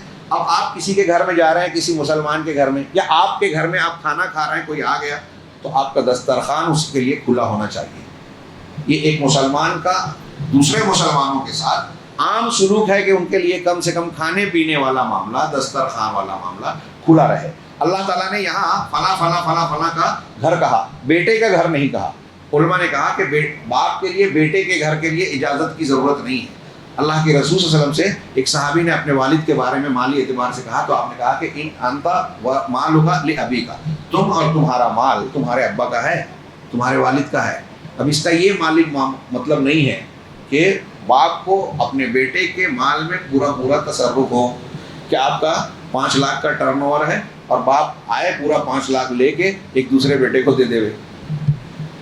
یہ نہیں ہے مطلب یہ ہے کہ تمہارے مال میں باپ اور ماں کو جو بھی ضرورت ہوگی وہ بلا کسی اجازت کے استعمال کرنے کا حق رکھتے ہیں، تو جائز ضروریات میں استعمال کا حق ہے، ملکیت کی تعبیر نہیں ہے۔ اس پر ایک عالم نے باقاعدہ کتاب لی ہے کہ یہ لابیک کا مطلب یہ نہیں ہے، یہ لام للتملیک نہیں ہے کہ مالک بنا دے اس کی وجہ سے۔ خیر، تو یہ آداب بتائے گئے ہیں۔ اسی طریقے سے اس سورہ مبارکہ میں ہم کو یہ پتہ چلتا ہے کہ ایک سماج کی اصلاح کا طریقہ، سماج کی اصلاح اگر کرنی ہے، بہتر بنانا ہے، تو اس کی شروعات اللہ کے گھروں سے کی جائے گی۔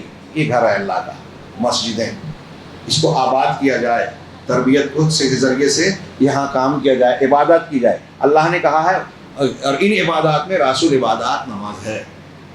آپ کو اپنے بچوں کو نمازی بنانا چاہیے، مسجدوں میں لانا چاہیے۔ یہ آپ کے گھر کی، سماج کی اصلاح کا ایک پہلا قدم ہے۔ 7 سال میں نماز فرض نہیں ہوتی۔ رسول اللہ صلی اللہ علیہ وسلم نے کہا کہ 7 سال کا بچہ ہو جائے مسجد لاؤ، 10 سال کا ہو جائے مار کے لاؤ، نہ آنے پہ مارو۔ کیوں؟ اس میں تربیت ہوگی، عادت پڑے گی۔ جب اس پر نماز فرض ہوگی تو اس کو باہر ہی نہیں پڑے گی اگر پہلے سے عادت بنی ہوئی ہے۔ یہ تعلیم ہے اور یہ اصلاح کے لیے۔ مسجد میں آئے گا، اجتماعیت کا سبق ملے گا، ایک دوسرے سے مسلمان سماج کے لوگ، آس پاس کے رہنے والوں کا تعارف ہوگا، بیمار پڑیں گے تو حق ادا کریں گے، کوئی کلاش ہے تو دوسرا دیکھ کر اس کی مدد کر سکتا ہے، اور اجتماعیت کا سبق ملے گا۔ اور نماز میں جہاں اللہ سے تعلق قائم ہوگا، جماعت کا سبق ملے گا، اجتماعیت اور اتحاد کی تعلیم ملے گی۔ اور پھر بچہ آئے گا، امام صاحب کی قرأت سنے گا تو قرآن پڑھنا سیکھے گا، قرآن سن کے بہت کچھ یاد ہو جائے گا، نماز کا طریقہ لوگوں کو پڑھتے دیکھ کر بہت کچھ سمجھ جائے گا۔ ایسی بہت سی چیزیں یہاں سے شروع ہوتی ہے۔ پھر اگر اس مسجد میں درس قرآن ہو، درس حدیث ہو، تعلیم ہو، جو ہونا چاہیے، لازم ہے، ذکر ہو، تو یہ الگ تعلیم ہوگی، الگ فائدہ ہوگا۔ اللہ رب العالمین نے اس سورہ مبارکہ میں فرمایا فی بیوت اذن اللہ ان ترفع ویذکر فیہا اسمہ یسبح لہ فیہا بالغدو والآصال، کہ اللہ کے گھروں میں حکم دیا گیا ہے کہ اللہ کے نام کو بلند کیا جائے اور اس کے نام کو ذکر کیا جائے۔ اس میں لوگ، اس میں جو ہے صبح اور شام اللہ کا ذکر کرتے کی تسبیح بیان کرتے ہیں، تسبیح بیان کرتے ہیں۔ اس میں کہتے ہیں صبح و شام تسبیح بیان کرنا، صبح شام یہاں ذکر و اذکار بھی کیے جائیں، نیکیاں کی جائے، اللہ تبارک و تعالیٰ کا ذکر کیا جائے۔ یہ مسجدوں میں سب کرنے والے کام ہیں، اور اللہ نے حکم دیا ہے کہ اللہ کا نام بلند کیا جائے، نمازیں قائم ہوں، قرآن کی تلاوت ہو، اعتکاف ہو، یہاں تربیت کے پروگرام ہو، قرآن و حدیث کے دروس ہوں۔ اور آگے فرمایا کہ اللہ نے فرمایا کہ رجال لا تلہیہم تجارت ولا بیع عن ذکر اللہ، کہ یہ مومنین ایسے لوگ ہیں مسلمان کہ ان کو کوئی تجارت اور لین دین، سودا سلف، آپ کی دکان ہے، آپ کا کاروبار ہے، یہ چیزیں ان کو اللہ کے ذکر سے، نماز قائم کرنے سے، زکوٰۃ کو ادا کرنے سے نہیں روکتی۔ وہ اس دن سے ڈرتے ہیں جہاں نگاہیں پلٹ جائے گی، قیامت کا ڈر ہے، اس لیے نماز کا وقت ہوا تو کاروبار دکان بند کر کے آتے ہیں، تجارت چھوڑ کے آتے ہیں۔ ہاں، فی بیوت اذن اللہ، یہ گھر کے آداب بتائے گئے اور اصلاح کا طریقہ بتایا گیا کہ آپ مسجد سے جڑیں اور مسجد کو مسجد بنائیں۔ ہاں، فرض نماز ہو گئی، تالا لگا دیا منتظمہ نے، ماشاءاللہ یہاں بہت زبردست ماحول ہے۔ اس ماحول کو رمضان کے بعد بھی قائم رکھیے، علماء کو کہ دروس کا سلسلہ جاری رکھیے، مسجد سے یہ سلسلے قائم رہے مرد اور خواتین کے لیے۔ جمعہ کے خطبے بھی ہوتے ہیں اور دروس بھی ہوتے ہیں، یہ تعلیم کا سب سے زبردست میڈیم ہے۔ جمعہ کے خطبے میں جو مجمع ملتا ہے دنیا میں کسی کو کہیں نہیں ملتا، جس مجمع میں اللہ اور رسول نے یہ حکم دے دیا ہے کہ آپ اپنے بھائی کو یہ بھی نہیں کہہ سکتے کہ چپ رہو۔ میں نے اس جمعہ میں دیکھا کچھ لوگوں کو بات کرتے ہوئے جمعہ کے درمیان، خطبے کے درمیان، آپ کو یہ بھی نہیں کہنا ہے چپ رہو۔ اگر آپ نے یہ کہا تو آپ کا جمعہ لغو ہو گیا، اجر و ثواب چلا گیا۔ اللہ کے ایسا مجمع آپ کو کہیں نہیں ملے گا۔ اور ہر ہفتے کا یہ اجتماع تعلیم کا بہت بڑا میڈیم ہے، دینی تعلیم کا۔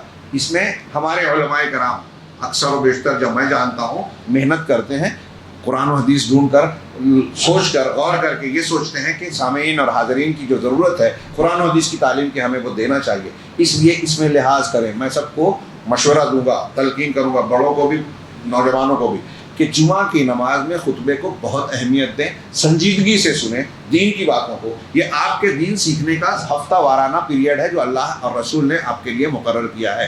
اگر اس کا صحیح فائدہ اٹھایا جائے تو دین کی بنیادیں اور ضروری باتیں آپ کو جمعہ کے خطبے سے ہی معلوم پڑ جائے گی، تو یہ اصلاح کا راستہ ہے۔ اسی طرح بیان و آدابی ضیافہ، اس میں ضیافت کے آداب بھی بیان کیے گئے ہیں۔ وہ آیت جو میں سنانا چاہ رہا تھا یہاں ہے، لیس علی الاعمى حرج ولا علی الاعرج حرج ولا علی المریض حرج ولا علی انفسکم ان تاکلوا من بیوتکم، کہ اندھے پر کوئی حرج نہیں ہے، لنگڑے پر کوئی حرج نہیں ہے، بیمار پر کوئی حرج نہیں ہے، اور خود تمہارے نفسوں پر بھی کہ تم اپنے گھروں سے کھاؤ، یا اپنے باپ کے یا اپنی ماؤں کے گھر سے، یا اپنے بھائیوں کے گھر سے، او بیوت اخواتکم، یا اپنی بہنوں کے گھر سے، یا پھر کیا ہے لیس علیکم جناح۔ اس کے بعد اللہ نے یہ بھی فرمایا کہ تمہارے اوپر اس میں بھی حرج نہیں ہے کہ تم اکٹھا ہو کر کھاتے ہو یا الگ الگ، یہ سہولت رکھی۔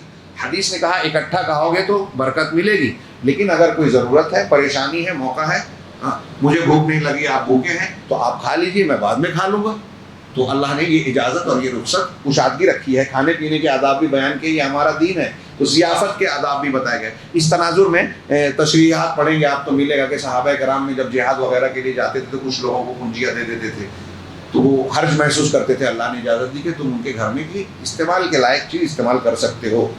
اسی طریقے سے جو یہ مریض، اعمى، عارج یہ لوگ تھے، یہ اچھے لوگوں کے ساتھ کھانے میں حرج محسوس کرتے تھے، اور اچھے لوگ ان کے ساتھ نہ کریں۔ اللہ کے رسول اللہ تعالیٰ نے کہا کہ لوگ مل جل کے کھائیں، کوئی حرج نہیں ہے۔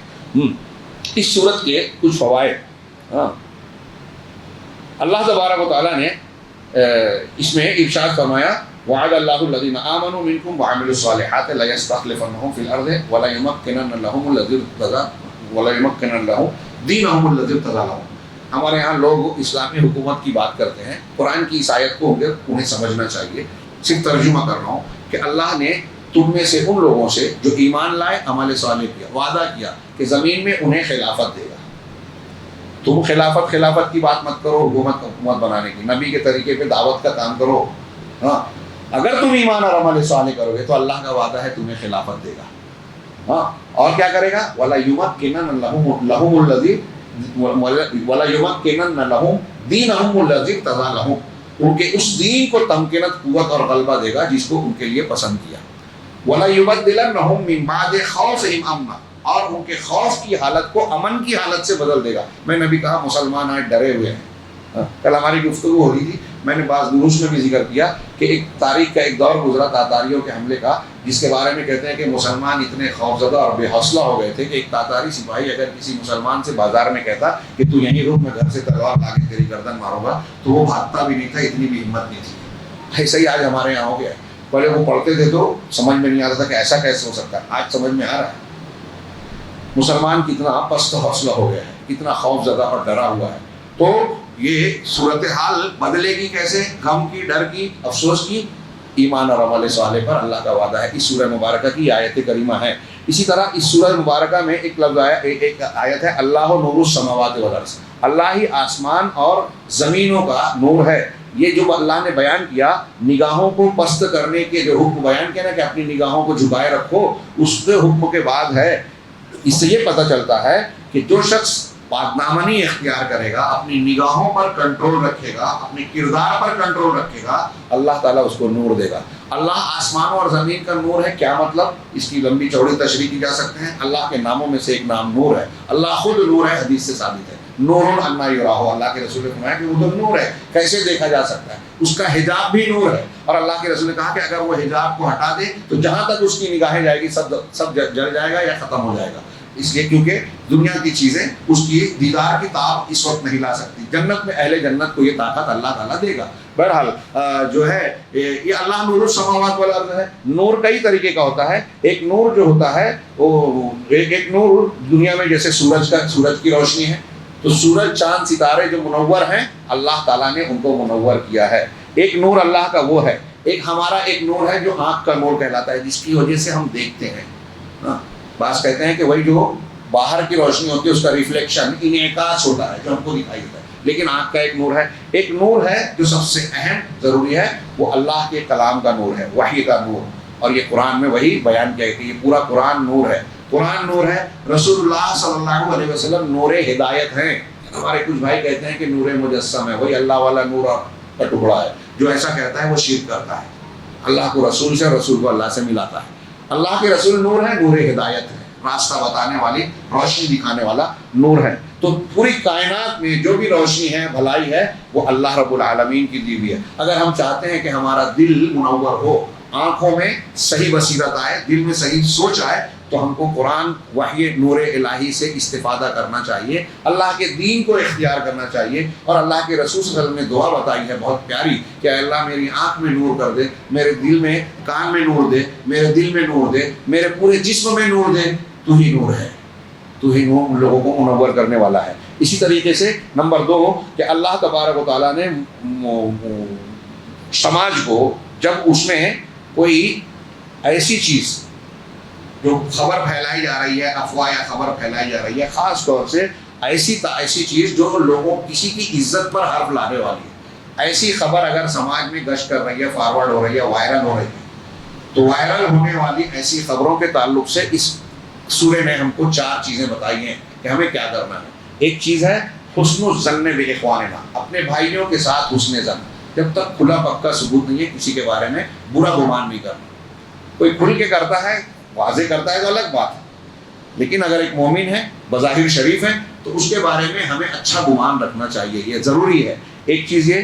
دوسرا یہ کہ اگر کوئی آپ کے پاس ایسی خبر لاتا ہے زنا کی، بدکاری کے، فلاں نے یہ کیا، ڈھیما نے کیا، تو مرحلہ، پہلا رد عمل آپ کا یہ ہونا چاہیے کہ آپ اس کو رد کر دیں کہ غلط بات ہے، نہیں مانتا، جھوٹ ہے، کیا ثبوت ہے، اس کا رد کیجیے. تیسرا یہ کہ دلیل کا مطالبہ کیجیے، جو میں نے کہا کیا ثبوت ہے، دلیل کا مطالبہ ہے، قرآن کہہ رہا ہے کہ تم نے یہ نہیں کہا دلیل ہے. چوتھا یہ کہ اس سلسلے میں کلام اور بات کرنے میں جلد بازی نہیں کرنا چاہیے کہ آپ نے سنا اور بولنا شروع کر دیا، آپ کے واٹس ایپ پہ آیا اور آپ نے فارورڈ کر دیا، نہیں کرنا چاہیے. ولولا، یہ جو آیتیں ہیں جو ابھی میں نے ترجمہ کر کے قرآن سے بولی، لولا اس سمعتموہ ظن المؤمنون والمؤمنات بانفسہم خیرا، یہی آیتیں انہوں نے پیش کی اور میں نے ابھی اس کا ترجمہ کر دیا ہے. نمبر 3 یہ کہ شرمگاہوں کی حفاظت اعضاء و جوارح کی حفاظت کے ذریعے سے ہوتی ہے.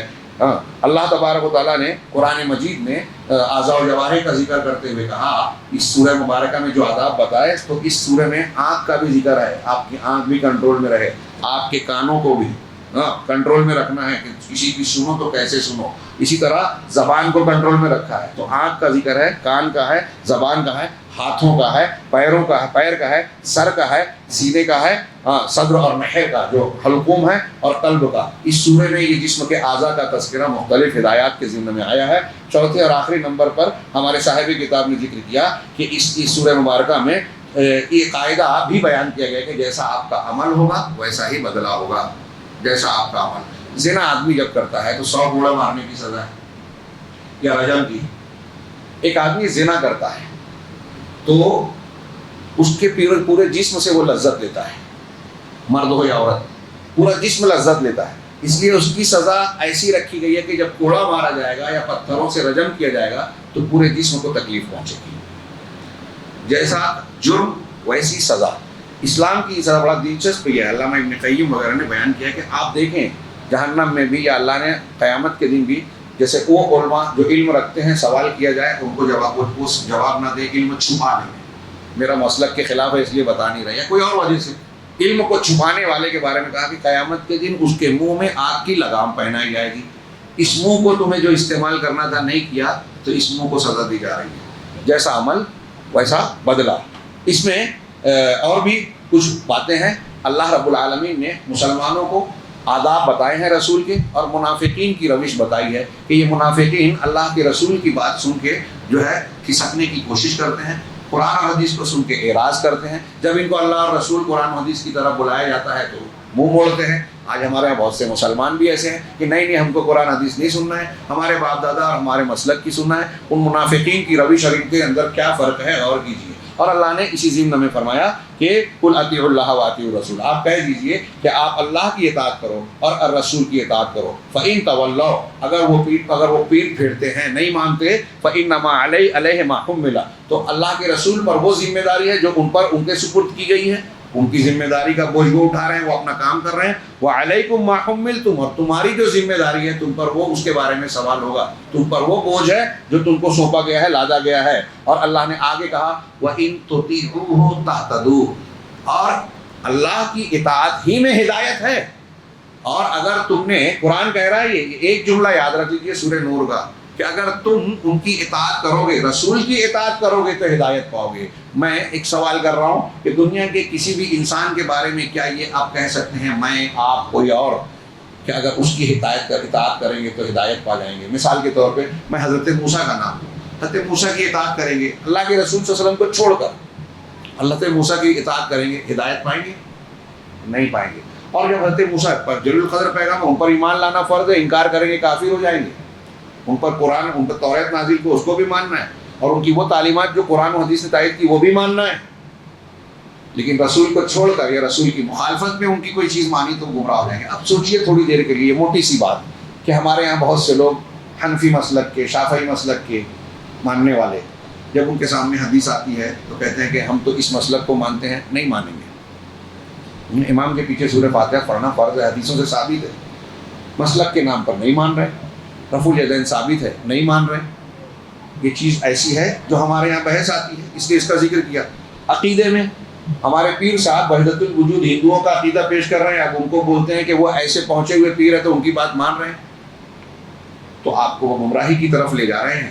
اللہ تعالیٰ نے ہم کو ایک میزان اور کسوٹی دے دی. میزان اکبر ہے جناب محمد رسول اللہ صلی اللہ علیہ وسلم. آپ کی جو بات ہے آنکھ بند کر کے ماننی ہے.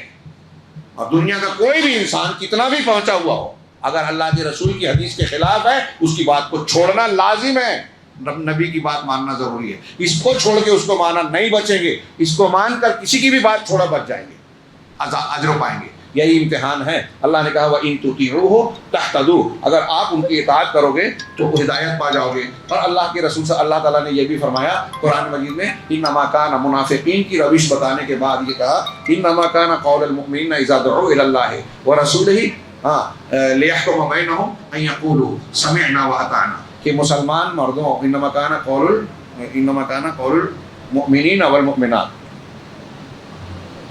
کہ وہ مسلمان مردوں اور عورتوں کا قول جب انہیں اللہ اور اس کے رسول کی طرف بلایا جاتا ہے کہ وہ ان کے درمیان فیصلہ کریں، تو ان کا قول یہ ہوتا ہے سمعنا واطعنا، ہم نے سن لیا اور مان لیا.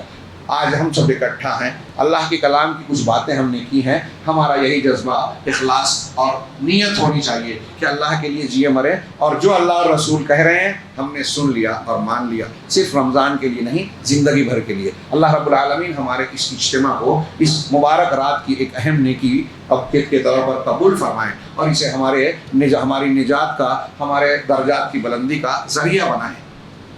اور اللہ تبارک و تعالیٰ جو لمحات بچے ہیں ہمیں توفیق دے کہ ہم اس میں اللہ تعالیٰ سے وہ چیزیں مانگیں جس کی آج ہمیں، ہماری امت کو ضرورت ہے. ہمیں یہ بھی توفیق مانگنی چاہیے کہ وہ چیزیں مانگیں جس کی ہمیں ضرورت ہے. اور ایسی چیزیں قرآن حدیث کی دعاؤں میں موجود ہے. اللہ کے رسول صلی اللہ علیہ وسلم کی ایک دعا ہے، ہم اس میں اس کو اپنے الفاظ میں کہتا ہوں، اس کے ترجمے اور اجتماعی طور پہ، کہ اے اللہ ہمارے سارے معاملات کی اصلاح کر دے. جو ہم جانتے ہیں، جو نہیں جانتے، خرابیاں ہیں، ان کی اصلاح کر دے، اور اپنی رحمت کے جنت کے دامن میں ہمیں جگہ دے دے، ہماری بخشش فرما دے، ہمیں جہنم سے آزادی عطا فرما دے، دنیا اور آخرت کے ہر فتنے اور ہر عذاب سے ہمیں تحفظ دے، ہمیں جنت کے مستحقین میں شامل فرما. وآخر دعوانا ان الحمد للہ رب العالمین وصلی اللہ علی نبینا محمد.